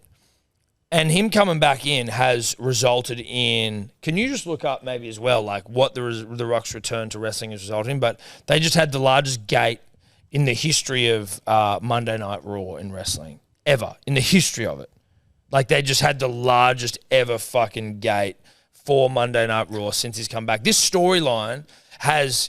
I would argue, I would assume, without knowing, has generated the most like social impressions, attention, any storyline in the history of fucking WWE. Now that's part of like the times, right? Yeah. Like you may have had a storyline back in the day that may have given the same amount of push and social, you know, like generate, but Per like capita. But it's like he's come back now. I think they're about to go on Netflix. So all their promos and stuff where it's like backstage and it's like they're fighting or they're like saying stuff to the camera, they can now swear or they're about to be able to swear. So there was a video that came out the other day where The Rock's backstage with Cody Rhodes. And I feel like an absolute fool speaking like this, but I can't stop. The Rock's backstage with Cody Rhodes, who's also from his own wrestling dynasty. His old man, Dusty Rhodes. His brother... fucking Goldust, who apparently I heard Vince McMahon hated Goldust. He hated this guy, and he gave him the Goldust character as a punishment because Vince was a conniving fuck. The stories are coming out.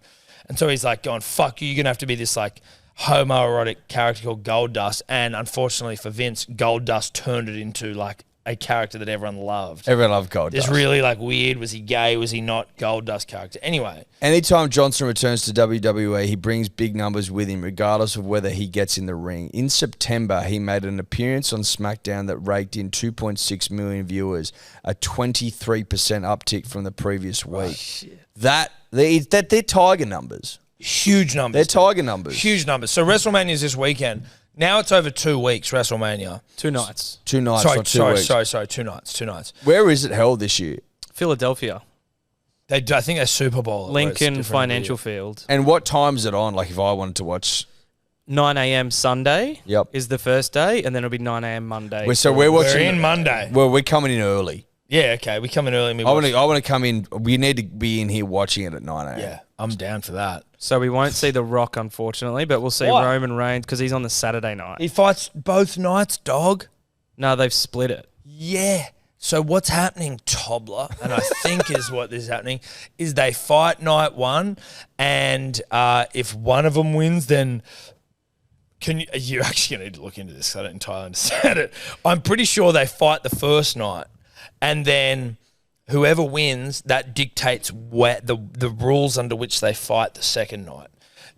They're fighting both nights, buddy. Firstly, you'd think The Rock isn't going to be on both. The biggest That wouldn't make night. any sense. It wouldn't make any sense for The Rock not to be on the second night. Look into that though, because I've been watching clips, dude. My clips I've been saving some clips, but I think there may be an attempt to return to the Attitude Era.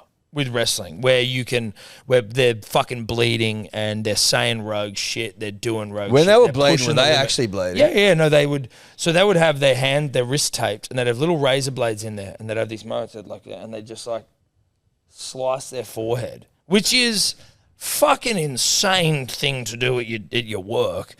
And they just drag a razor blade like and just do a nick in their forehead, and your forehead would just piss blood, Tim Zoo style.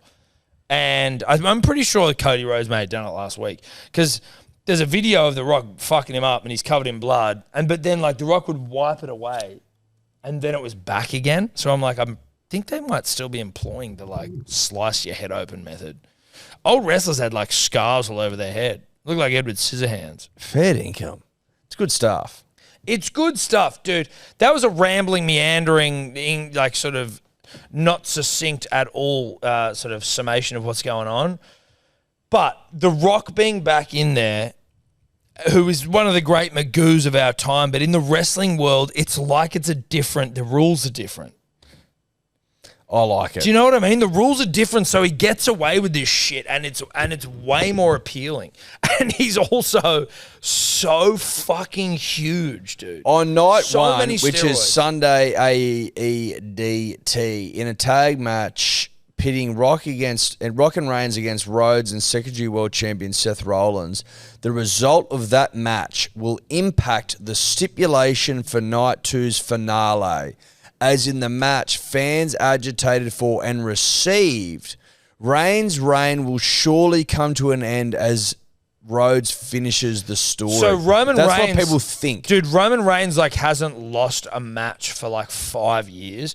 Cody Rhodes has got a bit of Magoo in him as well. Like he's got this peroxide blonde hair, but it's like people are just so over Roman Reigns who hasn't lost a fucking fight. But if you tuned into the last month of WWE TV, you'd be forgiven for wondering why the match they seem to be building, which is The Rock versus Cody Rhodes, isn't taking place yet anyway. That so hasn't been maybe that's what announced. happens on Saturday. That's Keep going night down. two. That's night two. No, that's not night that two. fight is night two. So they haven't announced The Rock versus Cody Rhodes yet, but like it could happen, but it hasn't been announced yet on the lineup. So the thing is that they want Cody Rhodes to beat Roman Reigns. That's the thing. So the first night's a tag match. The next night is going to be Cody Rhodes versus Roman Reigns for the world title, and I think that Cody Rhodes wins it. What's XL in terms of Roman numerals? 40, yeah. L's 50, isn't it? Yeah, L's 50. 10 and then 10, before. so 40. Yeah. So I think like Roman Reigns, I'm pretty sure hasn't lost for like 4 years, or maybe he has, but like pretty much hasn't. Like it's actually been like an absurd storyline where he hasn't lost like a fight. So this is one of those ones where they're just building it up for like absolute bedlam. last time Roman Reigns lost a match was in 2019 Yeah, in a tables, ladders, and we're chairs. over it now, and I don't give a fuck about Cody Rhodes, but like I'm sick of Roman Reigns. I do love The Rock's like final boss thing though. Have you seen what he wears? Like a really like slutty fucking vest. It's like a Versace slut vest. It's so stupid, dude. The Versace slut. It's vest. so stupid. The whole thing's so dumb, but I genuinely love it. I don't know why Seth Rollins is a secondary world champ. I don't know what that means. Oh, that's his slut vest. yeah, dude, that's his slut vest. Oh my God. Wow. Yeah. Why does The Rock call himself the final boss? Are you asking that question? That's the name of the photo. Well, that's for people who don't understand what a final boss is, right? That's for fucking poons and noobs. But if Roman Reigns is the reigning champion, because The Rock's The Rock. yeah, That's why. yeah. The Rock's The Rock. So he's like, unless you defeat me, you haven't beaten Well, shit. it doesn't matter. Like, you can be the tribal chief, but I'm The Rock, right? Yeah. Like, Yeah. tribal chief me, fucking miss me with that bullshit. I'm The Rock. Let's go to another dribble. I don't even know. Have we heard a dribble? Is that how That we was got the into first this? one. Yeah. That was 20 minutes. Yep. Yep. Kid loves his wrestling. Hey boys, just with all the Benji Marshall chat that's going about at the moment, I have a bit of a quick yarn about when I was a 6-year-old young fella in primary school. I had a guest Benji Marshall judge in the Lego building competition. And he was to pick the winner and give a signed Tigers jersey. This would have been back in their semi-glory days, 2010 stuff, when they were getting beat by the Chooks in Golden Point and blah, blah, blah, breaking after field goal stuff. Anyway, after the judge gave the fucking shit cunts next to me the prize and I got nothing, Benji started signing autographs, getting, doing the rounds, kissing babies, shaking hands, I got an autograph on a piece of paper for what I think is probably one of the best practical cunt moves I've ever made in my life.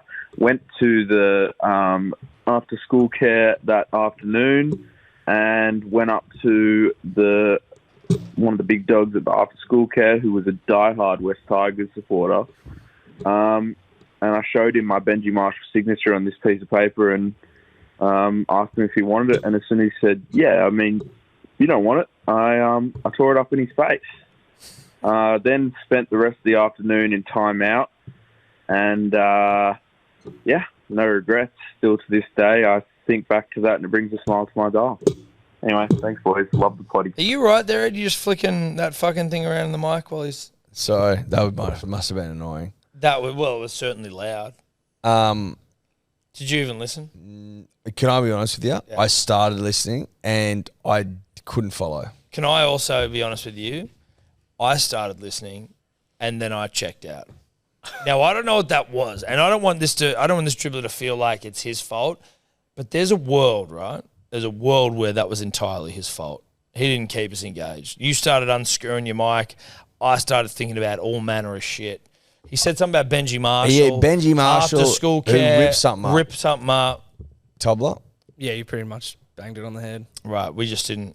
So he ripped something up. No, he got an autograph from Benji because he came to his school, and then his after-school care teacher was a massive Tigers fan. He's like, do you want this? And he's like, oh, only if you don't want it. And then he tore it up in front of his face and got put in detention for the rest of the afternoon. I checked out of that. Well, but like Tobler told that in 12 seconds. Way quicker. Yeah, the guy took 3 minutes. Yeah, which is I checked out of both of them.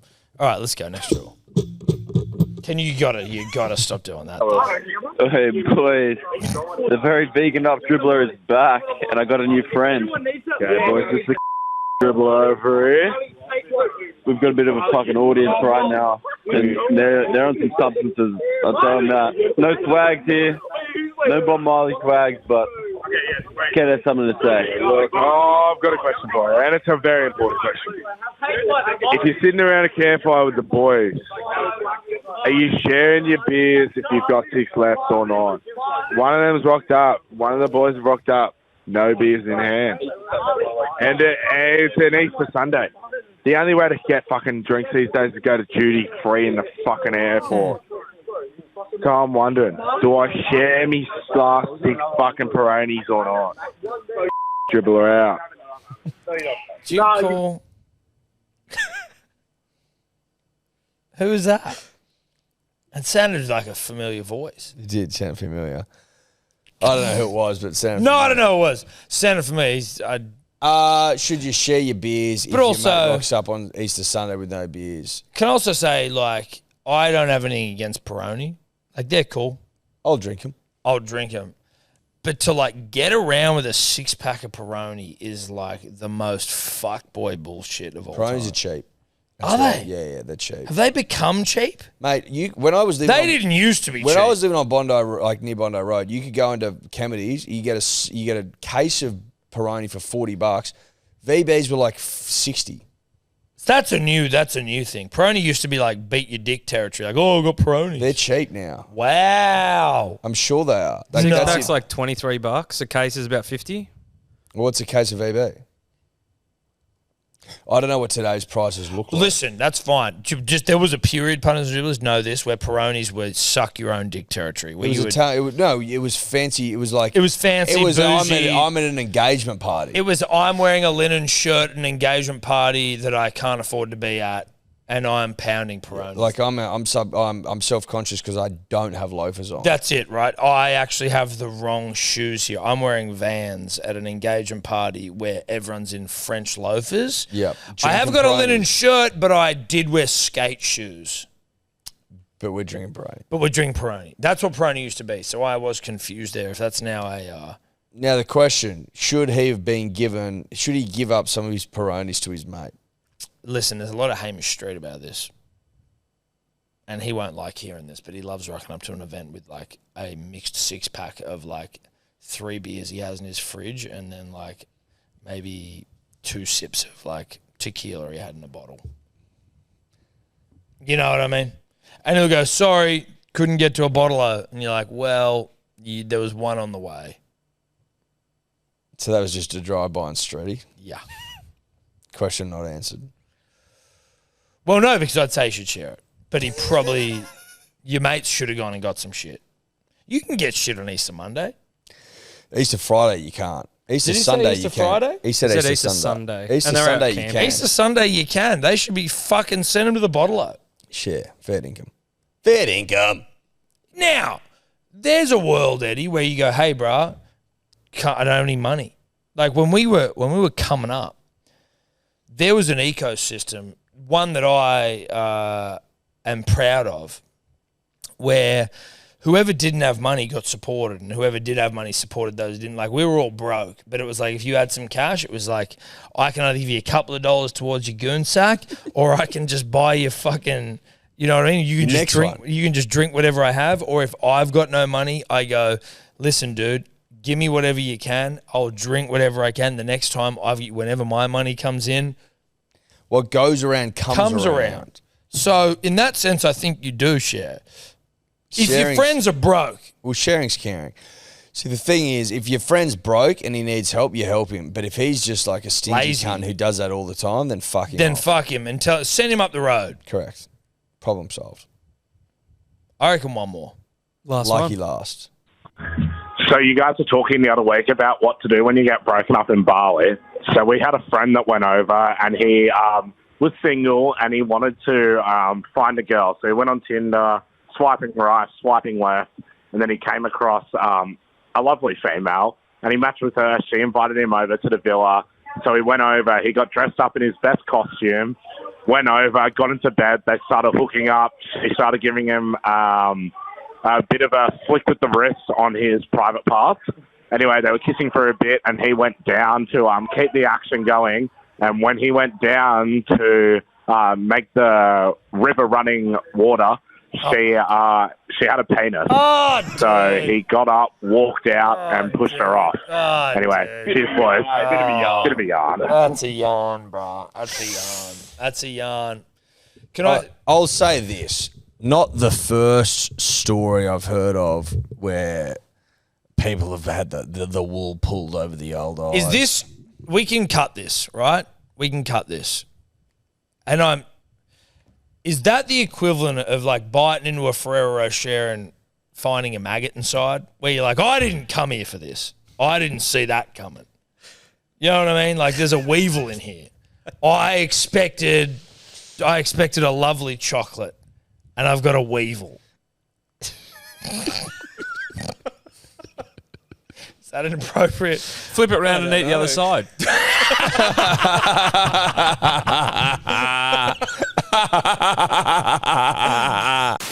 Could you two just not talk anymore?